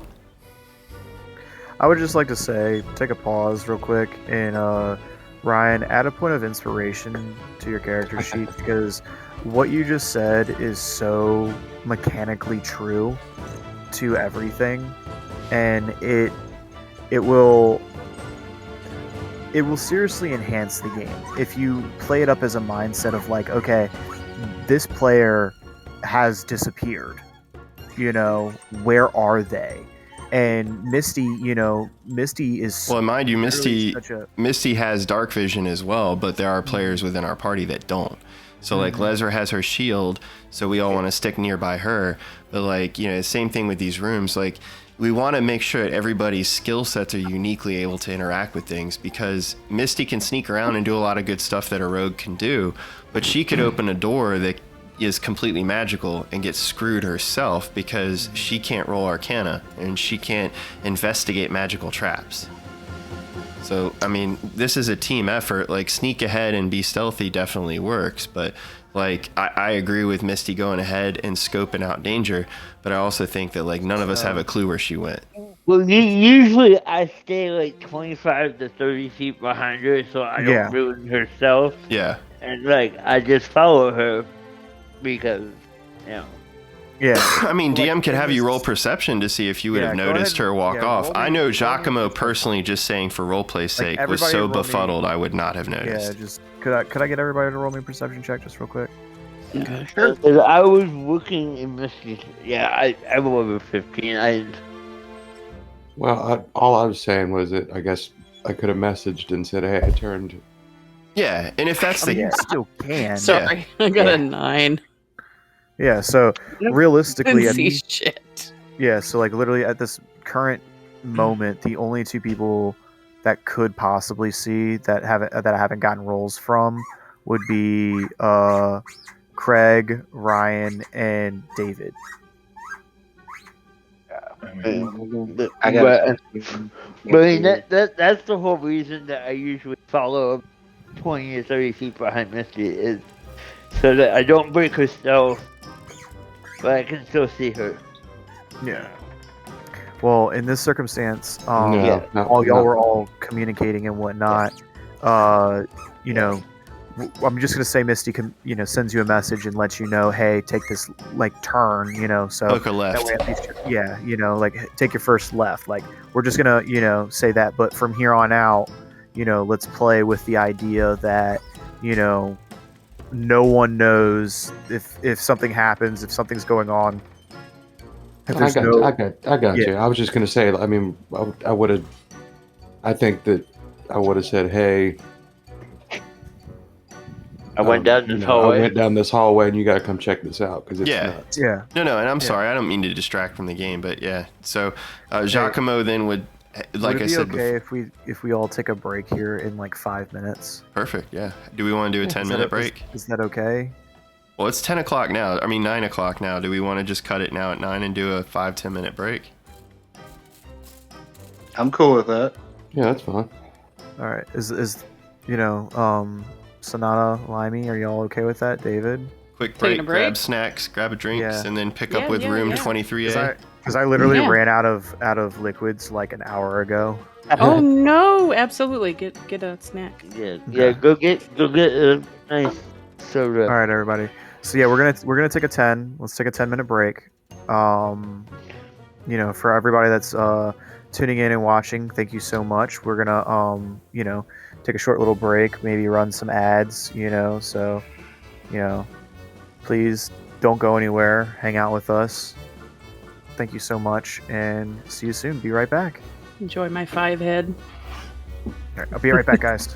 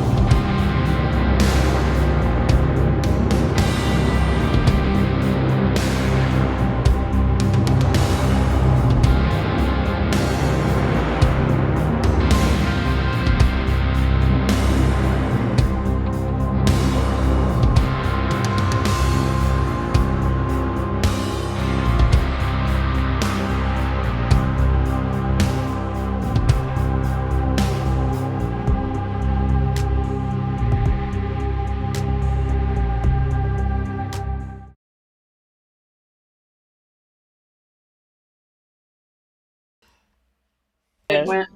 And I can't see past my boobs. At the moment, I try not to. Hey, Sonata. What? Oh, you found it. Okay. Hey, Archie. I missed the garbage. Do you have your spoon? I don't know what I did with my spoon. I have my spoon. Fuck. Your spoon was the one you were serving with. So this Oh, it's right here. It's stuck. I couldn't see it because it was. in the bowl. Yeah. It matched with the cord. Yep, all good. Okay. Ow. Ooh. I shall see thee anon. Ow. Okay. Do you know who I am? Did you say see you in the hippodrome? Hey, Sonata. Yo. Craig, have y'all played Dungeon of the Mad Mage before? Mm-mm. Excellent. Nope. I don't think anyone here played. All right, Mad Mage. so okay, all right. Damn fucking. Near the end of this cave, and at the beginning and middle of level 2 that I know of, there's a lot of graphic BDSM. Oh. Like, not even really graphic, but there's like people chained up to like wheels and crosses as they're being like whipped. You just have to make sure that you're okay with it. Really? Is everybody okay with this? Yes. Yes. Okay. More than, I have to say that. more than you probably know. Listen, Okay. Listen. I have to say that. I have to say this because you're going to be going up against some entities that you may be friends with or you may be enemies with, whichever decision you try and decide with in the direction you go with whatever you decide. Hey, and as another pro tip, guys, if you click on your token, you'll see an eyeball at the top. If you click on the eyeball and hold it, you can turn and rotate your token around. Oh, thank you. Within the VTT, just from what I've seen other streams do. Oh, that eyeball. Okay. Yeah. Also, Whatever eyeball direction is your hovering hold on one over. second, Thomas. Whatever direction your feet are facing is the direction you're walking / looking. So like Giacomo's feet are facing towards Misty, so imagine if he's standing upright looking at Misty, not the other way around. So if I was this way, I'd be looking at the wall, or this way, I'd be looking at Lesra. So just to help Thomas with what you're seeing and what you're perceiving. Stuff. Yeah. Sorry to get overzealous about the whole, like, I know this, yes. No. Okay. You're fine. What were you saying, Thomas? I'm sorry. Oh, damn, that was loud. I was gonna ask if it's okay if we begin. Yeah, we've been live and back, dude. Oh, excellent. All right, excellent. People Hey, heard well- me, like, cooing about torture. Well, And ice cream, yes. That's awesome. Torture and ice cream. That's awesome. Sorry, people! well, please understand that I I'm a will. weirdo. I myself will not. I'm not comfortable with any of that romance stuff Sorry. because Romance? like y'all can do it between yourselves, but I will not be RPing it. Like the most will be is like, yes, they're interested in you and they want to go on a romantic date and blah blah blah, blah, but I'm not going to go into detail. You Misty know? and I just abused. Well, they just say, like, Giacomo. fade to black. Yeah. Yep. Okay. That's my attitude. Is the whole you're standing there sitting on the dock, drinking champagne and the sun setting and fade to black. Like that's kind of Yeah. it's like And I don't payback need dating- anybody to talk dirty to me. But what are we supposed to do if one player and another player gets factually frustrated? then you Well, can everybody can only see us from the neck up, so it's not really an issue, is it? Yada yada yada. I transposed the letters. It was clever. Blah blah blah. All right, moving on because I know Wes wants to stab some shit. I wanna Please, that's what stab I'm here some for. shit. That's what I'm here for. And the story and the plot. Let's kill some goblins or Yeah. not. Whatever. You want to kill these poor baby goblins, you heartless. Sorry, you haven't seen them yet. You can call me a bitch. It's fun. No. Why don't you watch their, marionette show and you might change your mind. Or Okay. I just might go in there and just cast Word of Radiance Oh, a baby goblin. Not the So- babies. So, you can do whatever Lesra's heart desires. Okay. Not to kill the baby goblins, people. You- Like, I'm not heartless. You, Jason, can do whatever you want. Just know that Lesra will be punished for those actions. Yes, I know. So we need to be better than Lesser? Be better than She's us. a cleric. Better Hold than on one Lesra. second. My dog doesn't want to go to bed. Onyx, buddy, you My got. cat just- Hey, buddy, I love you. You gotta go to Mama. You gotta go to Mama. Onyx crate. Onyx crate. But No. Giacomo, I think it's on you All right, so to do. Giacomo rounds the corner, and he sticks his arm out, waiting for like the escort for Lesra, and he says, Well, you said you would accompany me. Yeah, come on, let's go. all right. So as we kind of walk, Here, 1 second, guys. My You're dog fine. like just really wants some love, and my wife's trying to get him in this Aw. crate to go to bed because it's super late for him. so Give me as we walk further down the corner, Giacomo would roll stealth clearly, and that is all Lesra wouldn't bother. right. So that's a dirty 20 on stealth. And Giacomo would see Misty and also look at Lesra and say, Well, dear, I think you know the drill. I'll just take a peek. Yep, go ahead. Well, also to be fair, there's literally nothing in this hallway that he can hide in. well, no, he's just standing around the outside of the doorway. Yeah. Yeah, like I unless just he was- back to the. I'm just having Lesra back to the door, and I was Yeah. gonna kind of look around the edge. Yeah, I'm just there as backup when they run into something that they need to kill. So Giacomo looks through the doorway. I'm assuming I see the same crazy puppet show in the shield that Misty saw. I dropped my marker. I bet my Wookiee. Focus! Focus! What's going on? What page am I on? Yeah. The campaign's ruined. Start at level 1 again. Waterdeep Dragon Heist.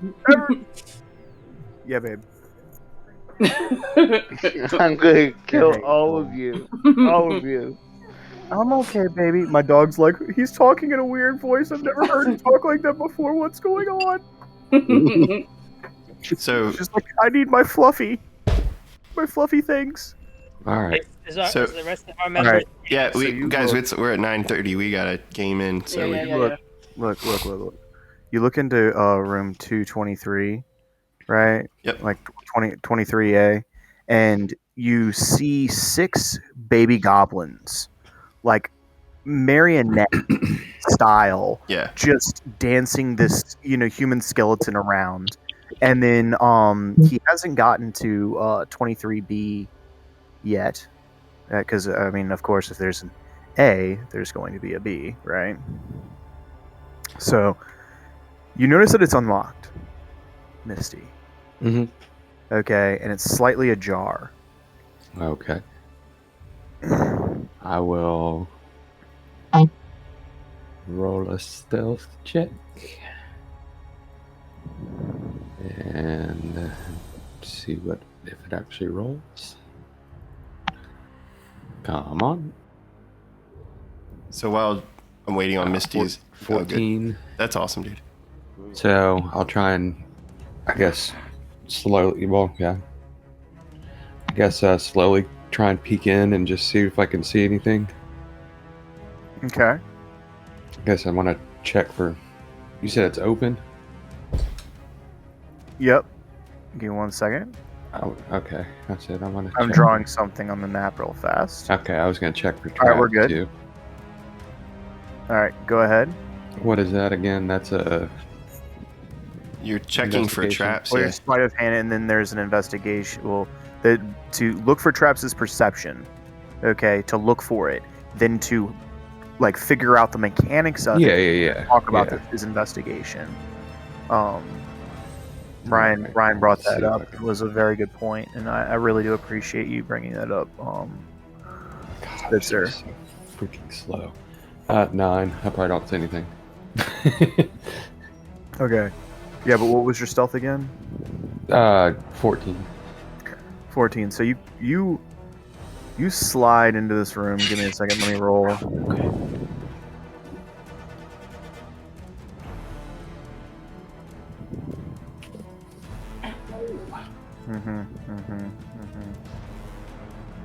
Okay.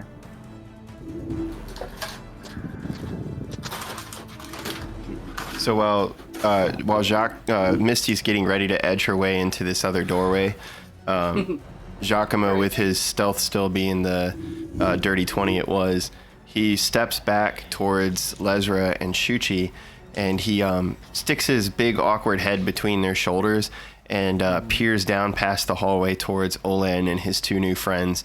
And I put a finger over my mouth like I'm doing the shush movement. I'm like, shh. And I give them the wave to like come forward and use my fingers to illustrate, like, walk slowly, like. And then I would look at Lesra and Shuchi and say, Look, I've been a little bit forward before, and I know that's a fault of mine. But how do you think we handle this strange situation in this room? Well, you need to tell us about this strange situation. Oh, that's right. I'm so sorry. Well, the room directly next to you, around the corner, Lesra, there are these little green goblin children dancing around with a skeleton on strings, and they're chanting some weird words. I don't necessarily know if they're a threat or not, but it's been pretty unpredictable down here. And then, of course, there's Kit Kat, and whatever she finds behind door number 2. Do you want to go into door number 1 or? Well, I suppose we could wait for now, but if we want to, let's say, go into door number 1, if Misty comes back this way, maybe we sneak in under disguise. Does anyone know anything about goblins? Maybe we can hold one hostage. They're babies. The horror. So pause the conversation. I want Misty to say what or DM and Misty to do their thing. I mean, I'm sliding in the room, I guess, to see what's in there. Yeah, Thomas was making some rolls though. Okay. So first things first. Okay. You hear this, strange, weird chanting, of course, from this room. Nimrith, Nimrith, Nimrith, Nimrith. Right. And you walk into 23B, okay? And in the center of the room lies this the remains of a shattered statue. They sit and rest within the center of the room. The statue resembles that of some large monolithic bugbear of some type. Ooh. And there's like this 4-foot barrier at the bottom, and it sits on top going up into the ceiling, and it's just completely crumbled, and there's pieces of its shoulder and its face lying at the floor. That's what this blue area is that I have marked off. Can you see it well? Yeah. Beautiful. Awesome. And you slide in, and it's pitch black. The door opens up, so some light peers in and enters in up into this one area right at the edge of where that barrier of the light is. So that's where your kind of night vision ends.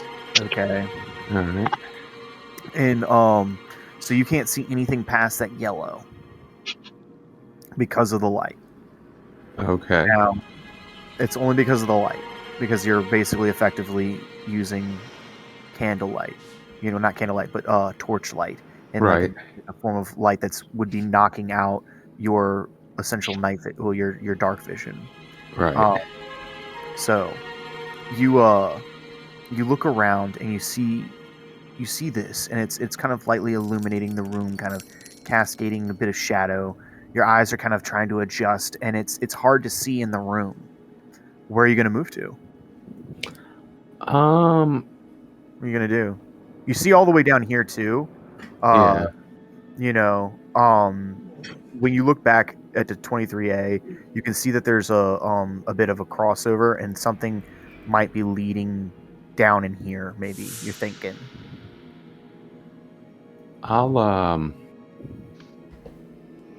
I guess I'll cast Blade Ward on myself and go down towards the bottom here. Okay. Look around the corner. Right when you get here, okay, is when you see it step out from the dark and instantly move forward and Yeah. smack you with a surprise attack. Yeah. As a bugbear swings down onto you. Jeez. One second. And this is why we travel in packs. Yep. Hey, You are not wrong. You are not wrong. No, I'm serious. No, this is what they're good at. Okay. So this is bad for you. They get what's known as surprise attack. If a bugbear surprises a creature and it hits with oh an no, I attack meant Misty fuck her up. with its first round of combat, the target takes an extra 2d6 of damage on that attack. yeah. So you're being swung on by a morning star. Okay. Uh-huh. It's coming straight down onto you. Does a 17 hit you? Yes, it does. All right. Let's see here. I don't want to roll the wrong thing here. And passive perception 17. Would I hear that in the other room? Say again? With my passive perception of a 17, would I hear that noise from the other room? Oh yeah. So you literally hear Misty being super quiet. There's just silence. Okay. And then you hear a bit of Hiss or growl or something? Yeah, well you hear like a pitter patter and you hear a and as you hear this you hear and just like a cat just straight up trying to defend itself. That's what would run Kitty in. cat from At that point, run straight in. Hanna-Barbera cartoon. You take 17 points. No, I don't. Okay, what are you gonna do? Uncanny No, dodge. Blade Ward. Oh, yeah, So nice. you take half. So you take half. Yeah. So you're gonna take 8. Yep. Well, Yeah, it's it would half be 16, rounded right? down. It would be 16, right? Yeah. Okay, round it down. Yeah. Yeah. Okay. Yeah. Thank you for And rounding it down. then Appreciate is it my turn or do they get another one? So I don't want to be a dick, but Hey, dude, this is the dungeon of the Mad Mage, man. That's all right. Yeah, be a dick. I Be a stepped in it. dick. Not Dungeon of the Dick Mage, though. This isn't child's play, yo. This is the fucking that's big fine. leagues. I know what I'm doing. This is a level 5 to 20 adventure. This is Child's Play, the TV show. Oh god. Oh, Ugh. little people scare the crap out of me. IRL. I'll be a friend. oh, that's what it's supposed to do. So every time, because they're brutes, every time that they attack, they get to add an extra D6. Okay, so I'll start doing that next time. But they only make one attack per turn, so that's good. But as this one surprised you, you notice there is a second one rustling around in the back. And it kind of this one was it basically his held action was to jump out and smack, and this other one was for if you went this way. You get what I'm saying? It was to do the same if you went the other way. So now that that's happened, everyone please roll me initiative. Just give me a second. Let me clear the tracker. Yep. All right. Everybody re-roll. Westwood would definitely run in after 17. Ooh, yeah. Me too. God, why is it my NPCs always roll garbage on Ugh. on initiative? How do you roll an 8.1? That's special. What? It did the tiebreaker for dexterity. It just puts it as Your point dice accurate. split into crack like the dark crystal. It's an 8 with a dexterity score of 14. That's what the 0.14 is. Okay.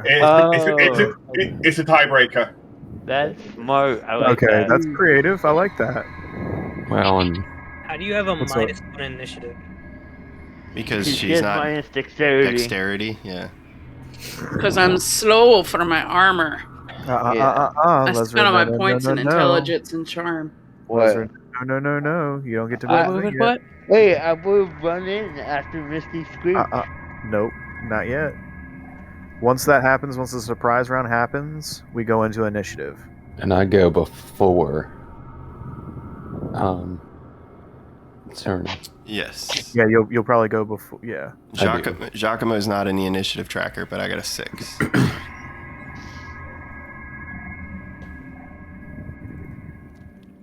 I guess you could probably just give me a 9 or something. That way I can go in front. 17, because I just met this hot girl, and I don't want to see her maimed. I think Leslie beat you on Dex, though. So Leslie would go first. Yeah, so Thomas will just have to manually make her a 16. It automatically did it. That's awesome.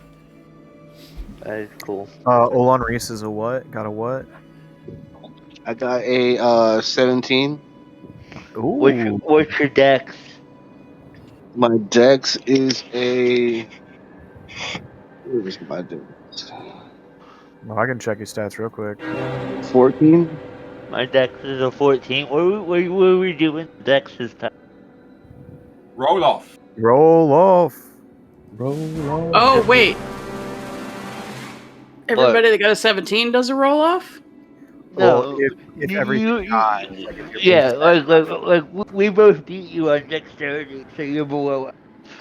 But then we have the same dexterity. You're below average. Oh, I thought the 17 had already accounted for the negative dexterity. Yeah, no, you're good. No. No, you're good. You're good. Yeah. Basically, Lesrar's good, and You need to move me up. you're good. Yeah. Where are you supposed to be, Misty? Just make him a 9. Just change his number to a 9. 9. And then he'll go above Cernan.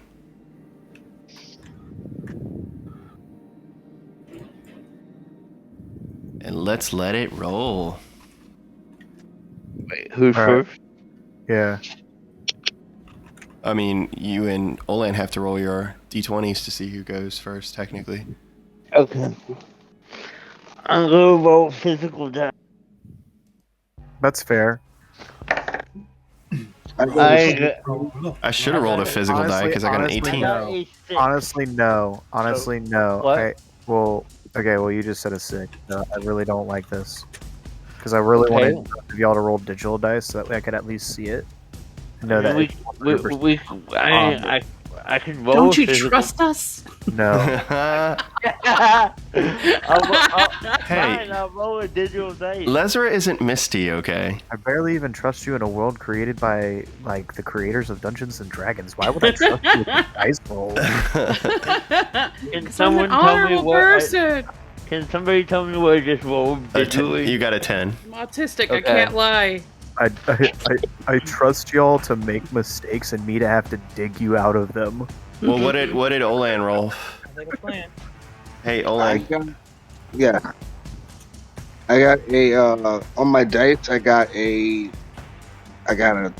6. Yeah, because he can't roll digital right now, Thomas. He's not set up in D&D Beyond. So Lesra goes first, and then it's Olan, and then it's Zavarius. 18. 19, or yeah. Yeah. Sorry, are you bored? What's going on? Somebody's setting off fireworks in front of my, like right in my neighborhood. I will wait until you tell me that you're ready. Tommy. I am What ready. holiday is it? Okay. America.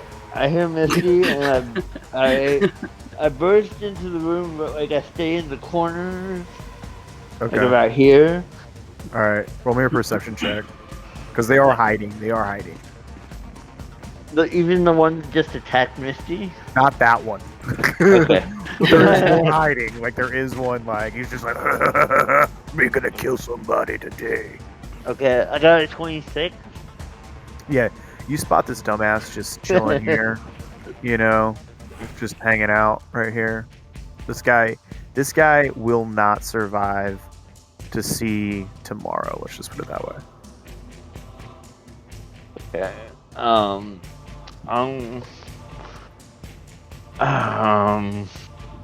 I guess I'm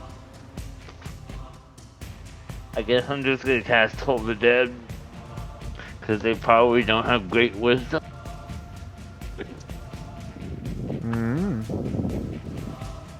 I'd strongly suggest not assuming a creature's base stats. Just hope. I know.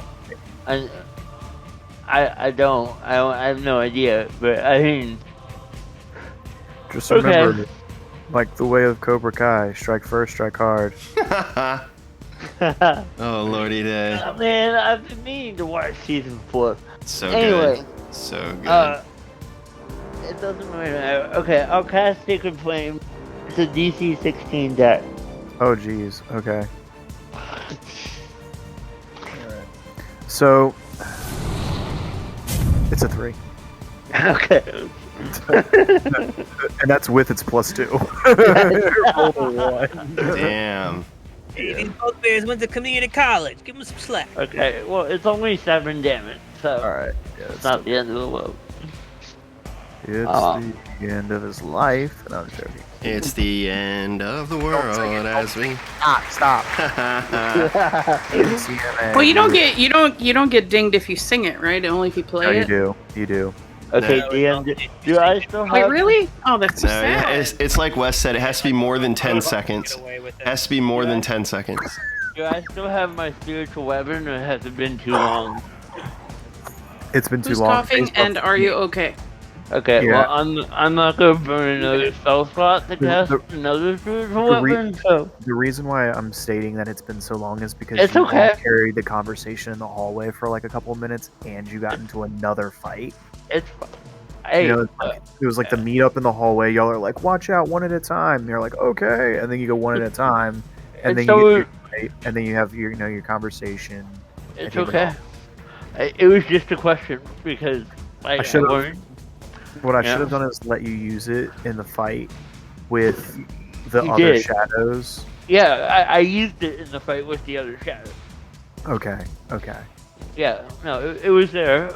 It wasn't there, but I used it, and I rolled it, so that's fine. Okay. I just wanted to know whether it was still there. And Not it's not, anymore. so that's No. okay. So I'm going to end my turn, and just, you know...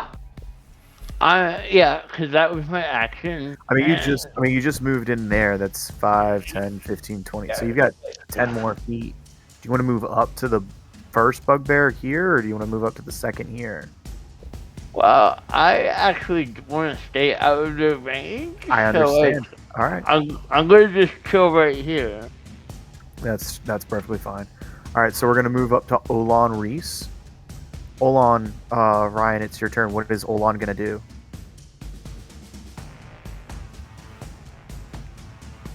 Wow. He's in the call. Can you hear me? Did he mute himself? There we go. I heard him for a second. RJ, you there? No here. There we go. You're up. There we go. I had to step away for a quick second. Sorry. Quit pooping on stream. Yeah. Okay, so There's no pooping in D&D. You notice that? Let's one second speech real quick. You notice how nobody ever goes for a bathroom break? Nobody ever says my character goes off for the bathroom break. where would you poop in this dungeon? Like every other goblin in a corner where no one else would notice. Oh no! Grab you some tattered mummy scrap cloths off of a dead body in the corner. There's Nimrath in the Y'all other been room. thinking about this too much. It's been 5 days. Dungeons and Dragons for like Oh, that's 20 good. years of my life. I light the Wait. midden on fire. I'd like Oh. to. Yeah, that's a good way, clever way of disposing it, using it as a camp fuel source. Some cowboy chips. Yeah. The only problem is it has a different smell when it burns. That's right. So, back Alrighty. to the game. Back to the game. Goblin. Okay. Let's see here. And how many are in front of me right now?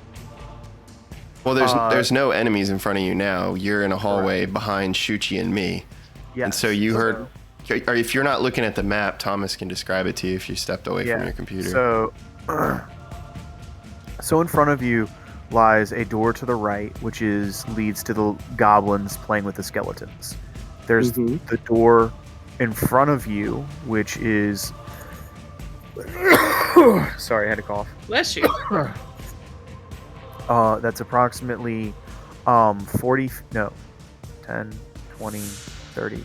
That's approximately 30 feet in front of you, so it'd take your full movement to get to the door. Okay? Mm-hmm. But you'd be able to see into the room. Okay.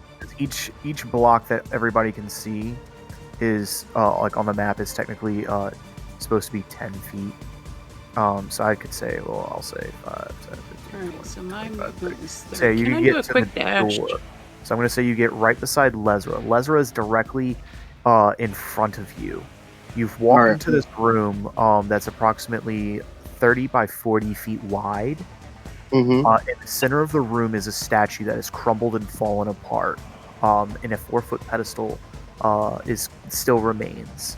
And there are remains of a statue of a bugbear that litter the area. And in this room are 2 bugbear. One is in front of you by 15 feet and kind of like at like a southeast direction to you. Okay. And by 15 feet. Another one is hiding. He's kind of like crouched behind behind the statue, approximately 20 feet behind this large like foot of this bugbear statue, this like foot and leg, right, that goes up to like his like knee and then up to like his thigh and like his like waist, and continues to further up, but it kind of like stops at like the chest because it's been destroyed and like all of its pieces are crumbled out across the floor. So okay, I'm gonna move up beside Lesra. Yep. So I can see into that room. Yep. So you're there. Okay.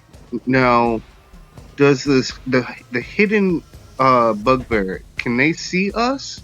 So he can see you. You can see him. Okay. Lesra, do you have your shield? Do you have your light out? Yes. Okay. I do. All right. So let me turn that on. It hasn't attacked us yet. The hidden bugbear. Like we see it, but it hasn't. Okay. Excuse me. Okay. I'm going to hold. I'm gonna hold a firebolt in case we are attacked, and at that point, I will unleash my firebolt. Okay. Now, in my turn, right beside Lesra.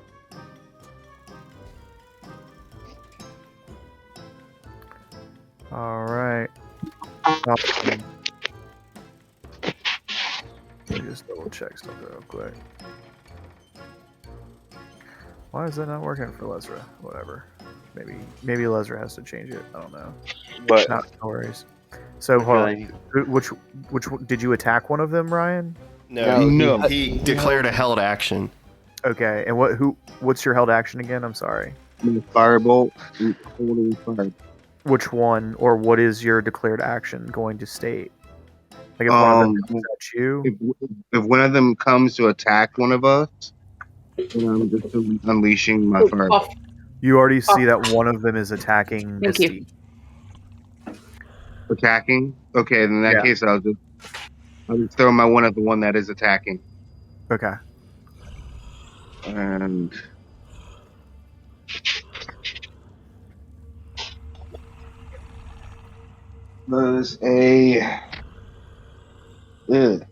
does a 14 hit? And Vanna White says it does not. Okay, well, I miss. So you let out this bolt of fire, and as you do, he like looks over at you, snarls and snuffs, and pulls up this like leathery hided shield that almost appears to be made out of goblin flesh. Well, And he pulls it up, and the firebolt ricochets off the shield and like hits the ceiling and clatters across, and it looks like almost like this like liquid napalm is clinging to the ceiling, and as it does, like as it clings, slowly starts to fall off the ceiling, and before it can hit the ground, it's gone. Yay, magic fire. Sonata, it is your turn. I am way the F over here Mm-hmm. in the hallway. Do I hear any of this? You hear it all. There's one of you. It's actually you. You have your torch, right? Yeah. You're hearing this. You're hearing. Oh shit! Is that person hiding over there? Yeah. Not the hot chick, and then I run. Yeah, and then like where do I make it to though? So I'll say 5, 10, 15, 20, 25. What's your movement? So right here is 25. 30. 30. So you can get right here into the door right there in front of him. Right there. Okay. Mm-hmm. Okay. So you walk in and you see everything that I've. So this blue square is like a dais, or it's like a statue. It's a destroyed statue, like this okay. monument to Bugbear. So the Bugbear, we see it, but it's on the other side of it. Mm-hmm. Okay. Like you can't not see it because it's a lumbering mass. This like ridiculously heavy built creature wearing like leather hide armor with this like goblin flesh shield and this disgusting looking morning star, and he's got like this javelin that's kind of like wedged up underneath his leather armor, and you see kind of sitting there behind the statue, kind of hunched over a little bit, kind of like hiding, and you see him kind of like peek out a little bit. You know, he like you can see him and he can see you. Okay, like, you two have full awareness of each other. He's probably got, I would say, 75% cover. You can see like the hunchback of him and like the top of his head a little bit, you know, and he's like twitching a little bit, and he's like shaking his head, and once in a while he'll like smack himself in the head. You know, and he's like talking to himself. He looks like he's like fucking crazy or something. All right. So, but I can do a dash of 10 feet and do a bonus action, yeah? So, if you dash as a bonus action, then that gives them advantage. It's no. Actually, so how are you getting that ability? Yeah, because if you're not a rogue, you can only dash by taking the dash action. It uses your action economy. Features I thought that's what she said. She was using her action to dash, then to see what she was going to do with a bonus action after. She could do that for sure. If you have a bonus action spell or bonus action offhand weapon attack, you can do that as your bonus action. But being a non-rogue, you can't like move and dash, then action and bonus action.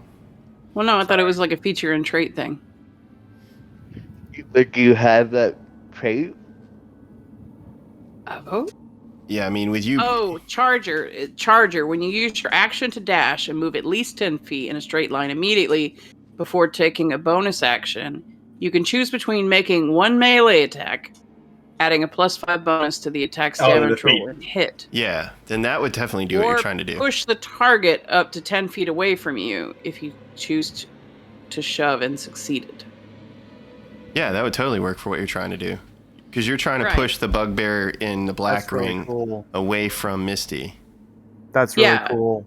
But I have the torch in my hand, so couldn't I? Yeah, you can still push torch? with the torch in your hand. Actually, so And then set pause. the bugbear on Actually, fire. This is actually what you can do. You can choose to auto free-handed drop the weapon for free action. Like, Mm-hmm. we'll drop anything you want as a free action. Uh-huh. Okay, so it's basically being like, I'm standing there and I just drop the torch. I let go, and I immediately, because you can auto draw a weapon while moving. Okay. One weapon. Okay, so you Okay. draw whatever weapon you want for free. My Okay, sword. so you draw your sword and Uh-huh. you instantly move forward, taking kind of Yeah. like your burst of dash or your charger ability, right? So you're Yes. dashing as your action, which you Uh-huh. move up to at least 10 feet in a straight line, and then using your bonus action, you smack this fool. Yeah. Okay, so roll that attack for me. Okay. Wow, Where? that is so badass. Where? So all you're gonna do Shit. is it's okay. It's cool. It's cool. So you're gonna go over to Long your sword. action. I forgot to equip it. It's all right. What did you make your attack roll? I equipped it for you, so now it should be in your actions. Okay. I'm gonna go and Oh, okay, got you. We're your still waiting on that. backpack. Sorry, I'm just. Okay. I do apologize. I hate it when my DMs mess around with my character sheets and stuff. But I'm Okay. only doing something for your health. I'm not doing it to. Damage or combat or what? Oh, nice. Dirty 20. Oh, all right. Heck yes. Don't you touch my new friend. There you go. There. Beautiful. Damn, Okay. dude, are you kidding me? I'm trying to like Oh. impress her with my paladin. Is her strength still decreased? Your strength would drop, because of the shadows. So don't forget to add the -4 to the attack, so it would technically be to the dirty 20. Yeah. Or to both, to everything. Yeah. To Anything that's strength based. Now for her, Tommy. Well, no, don't mess with it on the character sheet. Just make a mental note, because if you fuck with your stats on the character sheet, it's really hard to mess with that. Other modifier. Yeah, well, no, I'll just keep a mental note. Every single time that she makes an attack, I'll just add a -2 mentally. Yeah. So this would until technically something be goes an away. 18 to hit, which would still hit. But the hit DC says +5. Yeah, Right but now. that's your strength modifier when you're at full strength. But because you got and your proficiency bonus. But because you got attacked by that shadow creature, the shadow creature physically saps your strength. And like Tommy explained in a previous game, if your strength score goes to a 0, you physically die. Like, you have no ability to hold your own body up. It's like organ failure. That is to be determined. Y'all have to figure it out. Yeah. So don't fuck around in the dungeon. Stick together and work as a team. Let's do it. God damn it! Ow. Ow. You can be a solo. You can do it all solo, but guess what? You're going to die a shriveled mess with. You got to have a stack of character sheets. Yeah, you need to be a little more cheerful to him. Like, What, you could die. If you want to do it alone, if you want to go alone, You're in the dungeon. You're gonna die. Welcome to the dungeon. Welcome to the dungeon. We got traps and snares. We got wild shit with crazy hair. We got them very angry bugbears. With them skeletons. Oh my god. And go. Wes, you can say whatever you want. You can say whatever you want. That was funny. That was funny right there. Clip that shit. So you get to push this creature, right, as a part of your charger. Yeah. So one. Two. Does Misty see though? It was. I thought it was shove or melee attack, not both. Okay. Let me double check. Okay. Yeah, it's you have to pick one. Maybe at a higher level. I don't know. I don't know enough about it. I say hit it with the sword, which is what you already did. Well, yeah. But you didn't roll damage. Hit it with your long sword. So bring it back and then roll damage. So Craig, Yes. you are correct. You are correct. It actually does state that you either get your melee attack with a +5. Well, it says long sword to hit. Mm-hmm. Yeah, you did hit. But the charger feat, you have to pick either or, is what he's saying. You comboed charger with a couple of, what is it? Yeah, I'm Great gonna weapon smash the master, shit out of it. do other Yeah. things like You All can. right. So where do I write? Where?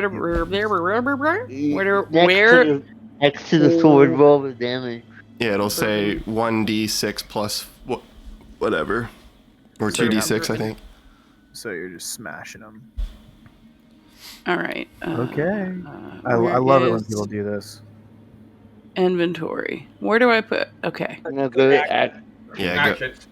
She's already Actions. equipped. Your damage should already be. Right. Oh, I Yes. click on the damage. Yeah. Yep. And that rolls for you. Okay. Now, same thing there, too. If you right click, you can do critical damage, but you'd have to roll a critical for it. But you have to roll it correct. Yeah. Don't tell her that stuff. She could be rolling that. No, I'm just joking. Wait, you rolled. You're supposed to roll the longsword. No, that wasn't dagger. That was my longsword. Yeah, you need to click on the longsword damage. Go. And not the dagger damage. You need to hit. You just need to roll. How do I move this stupid heckin' sheet? You can, if you take your right. Oh, there we go. Yeah, right click mouse button, I think lets you move around the screen and pan and stuff. All right. So crit damage or flat roll? Well, you already rolled to hit, so you don't need that to was roll. my dagger, though. Well, no, yeah, but just go back, rewind. When you did your longsword, you got a 20 to hit. So you've already established that you hit the bugbear. You just need to roll damage. So next to where it says plus whatever on the longsword is the same thing that you saw with the dagger. It says like 2d6 or 1d6. This is 1d10 plus 2. Yeah, so touch that. So push that. Okay. Now, that's only if you're wielding it with two hands. If you're wielding your longsword with one hand, it should only be a d8. Oh. Now, Well, why didn't you say that? Well, I was doing one because I had the shield. No, it's fine. We can. Yeah, don't worry about it for now. You'll learn the character and the mechanics later. Okay. And you subtract 2 because of your strength. So technically you do 8 points of damage. You don't get your strength bonus added to your attack because it's kind of negated by that penalty. He's hurt pretty bad. You come in and you slice into him, cutting right across his waist as he's like swinging down on a Misty. You. Well, don't I put myself between the bugbear and Misty? Unfortunately, no, because what you did was you took the dash action to get additional movement, plus a boosted a boosted attack bonus for an attack for a bonus action. So you basically you've chosen to go with like the quick and agile route instead of like the linebacker. Yeah, the maneuvering route. Well, and here's the thing too, with Misty being a rogue, now he has pincer on the enemy, so technically he could get sneak attack. Well, Misty now gets advantage because there's an adjacent ally within him in combat, so he's gonna be able to wreck this fool. That's what you want to do. Okay. So you did good. You did great. Sorry, both of us. Yep. The two of you ladies. All right, so kicking ass. Yeah. You are. I'm guessing you're done. It is Suchi and then Misty. So Suchi, what are you gonna do, man? First things first. DM, would I know what a bugbear is? Roll me a history check.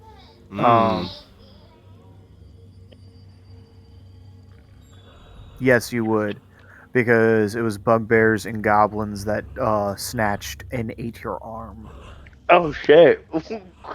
Okay. Oh crap! Out of game. Y'all don't know this yet, other than I guess the four of us. But Shuchi, are they the people responsible for killing your family too?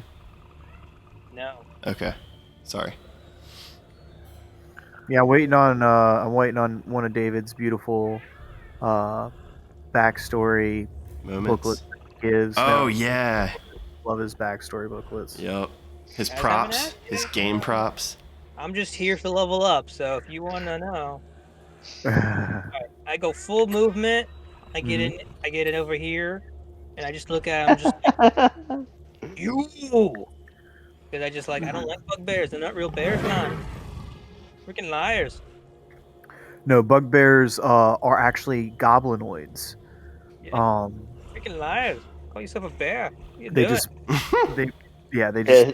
don't consider themselves to be, genetically tied to them when they really are actually genetically tied to goblin. You gonna- use the morning star in front. Oh, I'm gonna whack this. Pull out my mace. Mm-hmm. I'm gonna swing, baby, swing.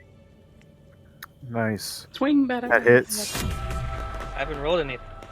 Oh, I thought. Oh, that's your history check. Oh Sorry. yeah, same here. Oops. I thought that. Okay.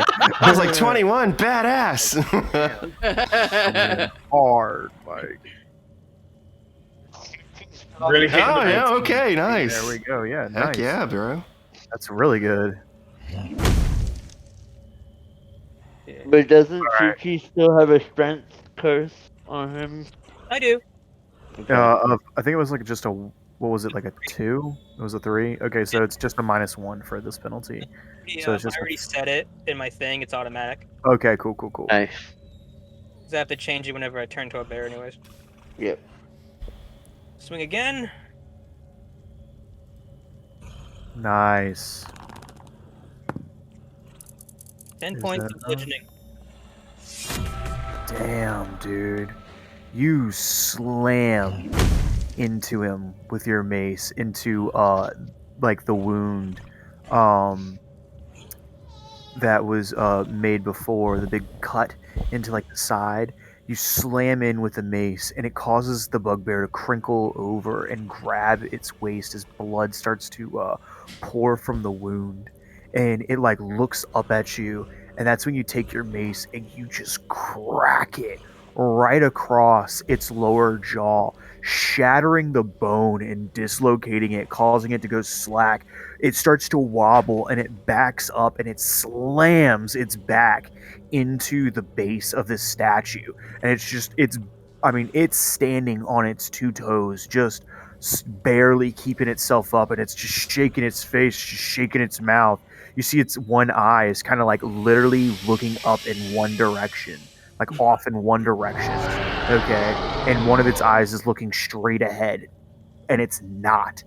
And I repeat, not blinking. And it's just fixated on all of y'all, just looking around all wildly and crazy. And And my turn. yep. Misty, it's your turn. What are you gonna do?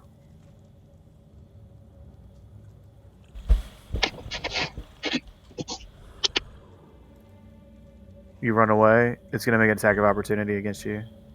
He can uncanny dodge. He didn't say that. Is he off call right now? You did. Disengage. Okay. So you dip. You dip out. And then I will take out my crossbow. Mm-hmm. I have advantage, so I will go to shoot. Murder the heck out of this sucker. I'm sure it will. As long as I hit it. As long as it roll. Nope. I take 11 hit. So Bardic inspiration. it's too late. You're not even in the room, dude. Yeah, it's way too late. I did remove. Sorry. I did redeem advantage. No. He already had can't- it. If you're playing in the game, you cannot use your ability. God damn it. All right, sorry, y'all. There's a reason why I have like literally 50,000 like magic beans. Right now. I had advantage anyway, so. Ooh. Roll an 11 with advantage? Yeah, 2 4s. Damn. Hey, advantage when you moved. He got the dice curse on him tonight. What's that? I said he gets the dice curse tonight because of the way the digital dice are rolling. My No, physical. Don't you get a second attack? No. No, because he missed. That's right, he dashed. Damn. Oh shoot, yeah. Well, you still get a regular movement. You can move away even further if you would like. No, I'll be alright right there. Are you sure? Yeah. Okay, that's fine. Yeah, there's nothing else I can do. All right. Cernan. Okay, Cernan hears all the commotion going on, at least I assume he does. Yes. He pulls out a strip of cured leather from his component pouch, mutters the word "Armure," waves it in front of him, and pulls it down his body, and a incorporeal suit of armor appears over his robe. Nice. and he casts Mage Armor. I love it. Hell yeah, dude. I love it. That was pretty awesome. If only you did it in front of us. Yeah, we didn't get to see your sexy shieldy spell. There's a reason for that. Oh, he's a mysterious gentleman. Okay, it did cast in the VTT. Sorry, I just wanted to make sure it had done so. Yep, and now suitably armored up, and still very cautious. I'm going to move my full regular movement, so 10, 20, 30 feet, and turn. And that's my turn. Oh no. So I'll say you can get to, like, I'll say each of these squares is going to count as 5 feet. Okay, so from where you're at, that's just 15. So if you want to move up another 3, you're more than welcome to. Yep, and that's as far as I want to go. All right, cool. All right. Are you done with your turn? Yep, that's all I can do. So yes. All right. So now it's the bugbear's turn. So first things first, this bugbear steps out, and you hear it like grunting in goblinoid. It's like, and this one over here. I think you are the lead singer to Korn. The one right here in front of Suchi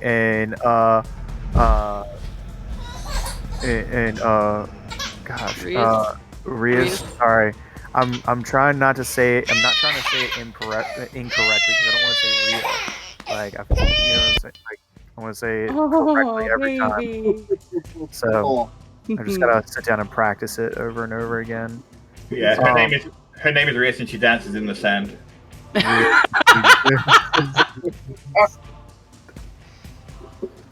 Oh wow, that's okay. So the bugbear in front of you two says, "For Xanathar," and Oh shit!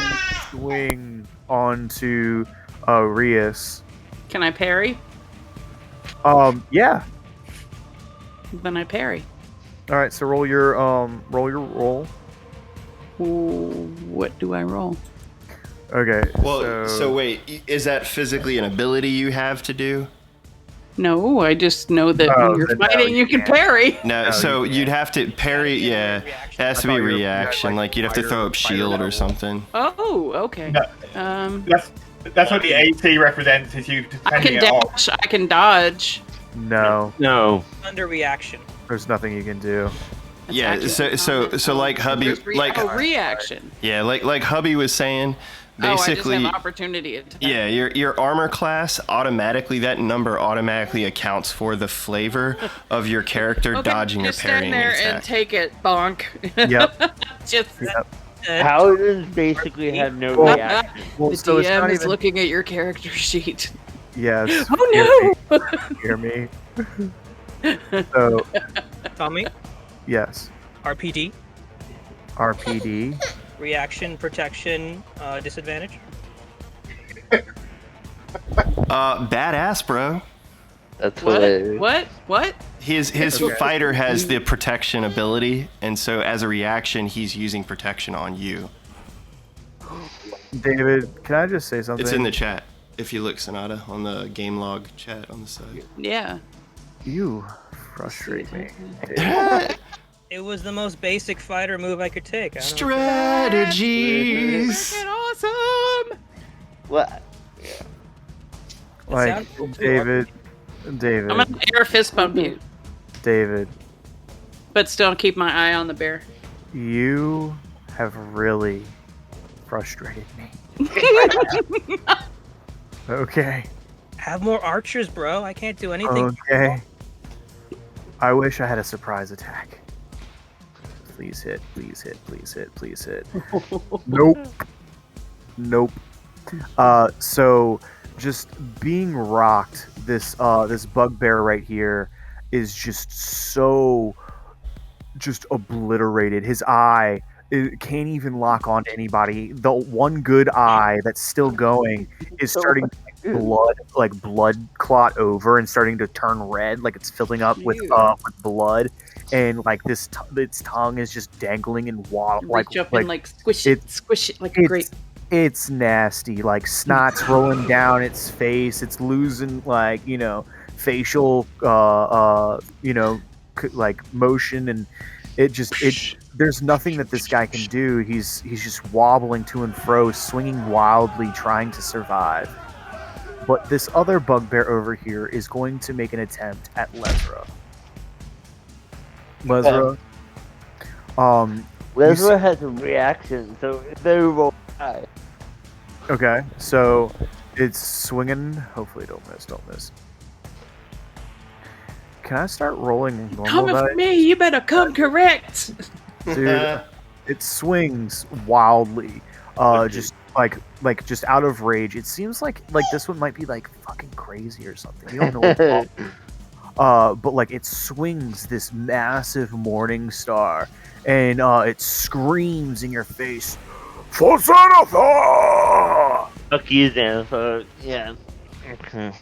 And grab its eyeball and like squish it between your fingers like a watermelon seed.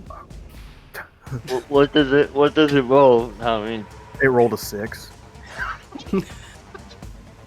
Let's just laugh in his face, literally. I rolled a 2 plus 4. So. Lester's like, are you fucking serious right now? He gets a solid D minus. Solid D minus. He came out. He tried. He tried. Did he commit? Sure. Didn't do his best. But that little soldier got out in that field. I'm like, right? What an idiot. All right, he got at least a trophy. Sent him on his way with the juice box. Capri Sun. Maybe a bag of chips. All right, anyway, back to the game. Straight up fucking misses. Just straight up whiffs that shit. There's nothing I can do, guys. God, this guy is so stupid and dead. I completely understand why these guys are the way they are. Okay, I understand it now. I get it. I completely understand. All right, keep going. So Giacomo is going to be real quick, and Giacomo looks at the person, Cernan, who walked by, which he's still not quite familiar with yet, and impressed at his shiny display. Even though I didn't see it, just the twinkling around the corner and his quick-footed courage to stroll by as a wizard, Giacomo says real quick to him, pulls out a lute and strums a chord, takes his pose, and he points and he says, "Fear not, my friend, I've got one more to go, and that's all you'll need for this show." And I use my final bardic inspiration for Cernan, and then for my action... Little goblin babies in the background going... For my action, I am going to reach down... Well, speaking of the goblins, Giacomo's going to reach down into his pouch on the side of his hip, and he's going to grab a handful of ball bearings, and he's going to roll them under the door. Okay. Into room 23A. What is wrong with you and ball bearings? It imposes prone condition, and maybe these little goblins will stop their crazy jittery dance, and I can interview them later, after you guys kill the bugbears. As you completely waste your turn. No, I'm joking. I'm a support character, damn it! Support? I'm a support character and I'm kicking ass. You have big weapons! I have pointy shooty things! I love you, dude. I'm joking. I got a stick. You know what? This campaign's gonna be called Dungeon of the Mad Mage. Giacomo survived. I've got great hair. Limey, it's more like, I've got a sock puppet. Like... Ashley's in the background laughing because I said that Dungeon of the Mad Mage Giacomo survived. Y'all laugh now, I'm being fucking cautious. Actually, you know what? Me and Craig are gonna survive because y'all are fucking crazy. Misty's crazy. Speaking of which, Giacomo, do you end your turn? Yeah, absolutely. I don't need any movement. I just have the ball bearings and the Bardic. Olan, you're up. Ryan Armstrong, are you there? I think I'm up. Yeah, it's actually Lesra Yeah, first. well, I was just asking him if he was there. RJ, you're on deck, dude. Did you fall asleep on stream? No, I don't think he did. Yeah, he's good. I know, I'm just screwing with him. All right, so Ryan, start thinking about what you want to do on your turn. Sonata, you're up after Olan, but Jason, what would Lesra do on her Leslie would just like put that bugbear in the center of its misery and cast Toll the Dead. Okay, so you're talking about this one over here, the one at the bottom? Yeah, the one that's bleeding out of all its orifices. Damn. Alright, so go ahead and attack it. So it has a DC 16 wisdom. Right. Ay, ay, ay, ay, ay. Alright. Did it pass it? 16? Yeah. Of course not. Great success. Alright. Did it? Is there anything else you want to do? Well, did you pass? Did you pass or did I got you a not? 16. I got a 16. Is that pass? Okay. What? Here. Okay. Yep. But it's okay. So from It's what a I little can finicky tell, sometimes. the two initial attacks, the two initial rolls that you rolled for this hit, the damage was 9, and I'm going to say that the other damage was a 10. Okay? Okay. So you dealt a total of 19 points of damage. Heck yeah. Is Which a it lot. dead? No, it is not. God damn. Okay. But it is hurt pretty bad. Okay. Alright. I boop it Oh, wait. Never mind. It twice. is not actually as hurt as bad as I thought it was. Take any damage? It looks like it took half as much. Okay. Of course, it's resistant to force damage. Alright, and Suchi, it's your turn. What are you going to do? What is with this dungeon and brains? Right? Mace.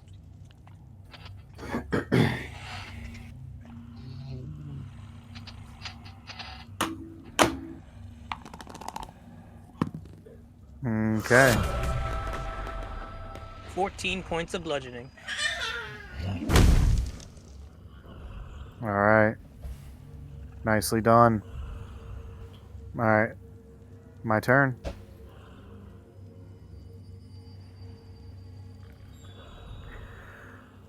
Okay.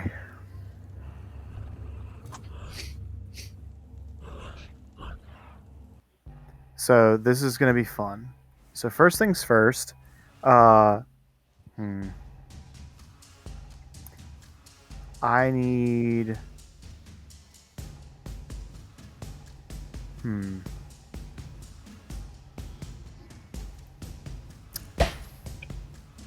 Let's see. Okay. Opening David, champagne? David, you've been playing with me the longest, so I will give you first pick. High or low? I'm feeling pretty high, bruh. Alright. Share with your So- party. It is low. Damn. Alright. So it is going to go for you, David. Alright. Okay. So with this, RJ, wake up. Ryan, you're asleep. Ryan, don't What? fall asleep. You're snoring. Okay, there's like 10 Is he really snoring? Yes. Yeah. He does that. I'm not too far behind Hey, him. if you're tired, buddy, go to sleep. Yeah, I mean, if we need to cut here because Wes has said he's getting a little bit tired too. I mean, I just we're at wanted to 10:30. finish out this initiative, Yeah. right? I Yeah. just wanted to finish out, That's fine. because after this intellective hour, it's Wes, and then Craig, and then the Bugbear, and then Ryan, and then we'll close out. Is it okay if I close out? Because I Yeah, really man. do. Yeah, I mean, you're not in initiative anytime You're good. soon. You're good. Mm. You're good, man. You did great, man. Great job, man. Appreciate it. Yeah, Thank man. you for playing, man. It was great to have you, man. Yeah, dude. Good night, Ryan. Night, guys. I did. So it attempts to make an attack at Suchi. It tries to jump at you and misses, but when it does, it puts itself close enough to you. I need you to roll me an intelligence saving throw.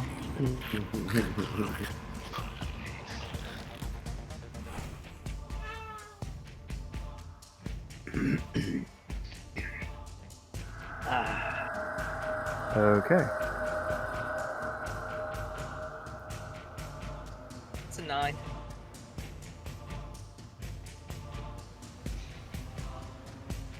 So you're going to take a total of 14 points of psychic damage physically, as your entire physical body is racked with just this screaming, yelling, tormenting just pain. And then your brain starts to pound, beat, and it feels like something is on you. You suffer a minus 13 to your intelligence modifier. Oh my gosh! Hence the reason they're called intellect devourers. What happens is you need to tell me what that reduces your intelligence score to. Probably 0.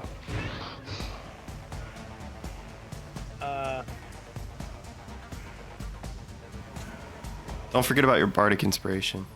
Wow. Won't help. Doesn't help. Yeah. Okay, I am at a 1. Oh, you got so fucking lucky. How do you have 14 intellect as a fighter? But good. Oh, It's good. So you have the intelligence of a housefly right now. Mm-hmm. well, it's technically a 1 gives you a negative for some reason. So, yeah, that's fun. You're standing there drooling on yourself, dude.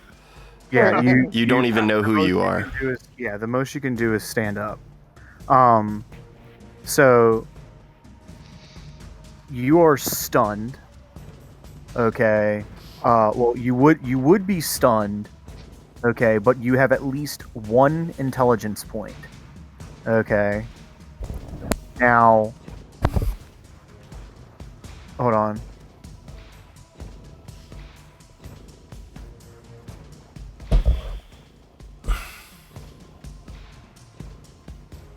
Yeah, so that's all it can do. It can't do anything else. So now it's Misty. Yep, that sucks.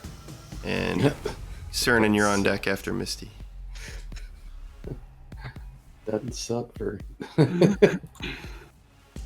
But yeah, so basically Suchi is now considered basically a vegetable. Can we cure intelligent damage with heal? After combat, I'll try to remove the curse and Okay, this is restore him. this isn't working right.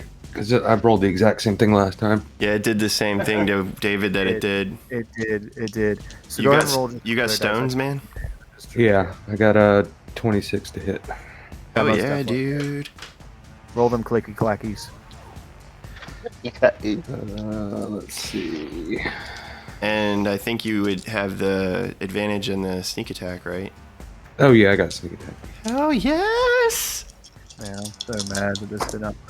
Oh, by the way, Rolled like crap though. I didn't So get a chance to say this, but when this intellect devourer popped out of the head of this bugbear, this other bugbear screamed like he was like, "Oh my god! Like what the fuck came out of my friend?" Right. 10, 11, 12 talk. damage. Yeah. You said 12 points? Mm-hmm. Dang. Yep. Damage. It's looking rough. What'd you hit it with? Your crossbow? Crossbow. Or your second attack. I don't have one. Oh, okay, okay. I'm not getting close to that thing. I thought as a no, I thought as a crossbow expert you get. Are you not? I'm not a crossbow expert. That's why. Yeah, he just gets sneak attack. Okay. All right. Well, So now up next- Misty's experienced the intelligence thing too? No, Mm-mm. it's only one person. I'm gonna stay far away. I'm gonna go try and Cernan, hide. it's your turn. Hide in the I corner. think, no, to clarify, Sonata, Misty, Giacomo, Shuchi, and Olan have encountered these creatures before. Okay. Giacomo knows they're called Intellect Devourers because Giacomo bought a copy of Volo's Guides to Monsters from Volo in the Yawning Portal Tavern. And then up to DM's discretion about Misty, Shuchi, and Olan as to whether or not, based on Arcana or history or nature, they would know it's called an Intellect Devourer.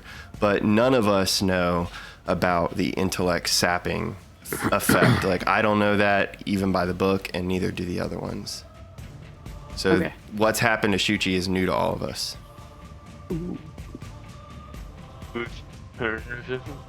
It's technically What was Cernan's Misty turn. rolling dice for? He was trying to see if it fixed the issue, I think.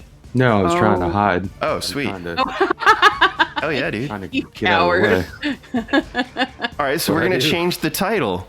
Dungeons of the Mad Mage. Giacomo, Misty, and Cernan survive. Well, I'm still here. For now. So you get your brain snacked on. So whose turn is it? It's Cernan's turn. Yeah, I think I'm up. And don't forget you have Bardic Inspiration still. No one's Right. used it. And for wizards, it's even better. You have Magical Inspiration. So if you cast a spell and you use your Bardic for that, you can add additional or redirect damage. And then you can also choose to have it heal instead. So it's pretty sweet. It's called Magical Inspiration. Okay, may have to go over that in a moment. Right, first thing I'm going to do is walk through the door into the room. I'm going to turn around. Okay, I see the dog brain thing. As a wizard, can I take an Arcana check to see if I know what it is before I take my action? Yes. I'm trying to figure out if I'm playing an Intellect Devourer wrong. No, I don't think you are at all. Okay, 19 Arcana. Okay, so yes, you know exactly what this is by seeing it. Its shape, its texture, the legs, the brain, its 4 legs, everything screams to you. This is an Intellect Devourer. This is a creature that is typically sent or created by a entity of incredibly potent psychic potentiality, that of a mind flare. Something like this being here, there's a good chance that a mind flare could be somewhere along the road at some point. Okay? This has been implanted into this bugbear's brain as like a surveillance Look at Sushi. type. You know that this Intellect Devourer, what it tends to do is Oh, okay, hold on, Thomas. Can I help as co-DM because you said you were worried about the Intellect Devourer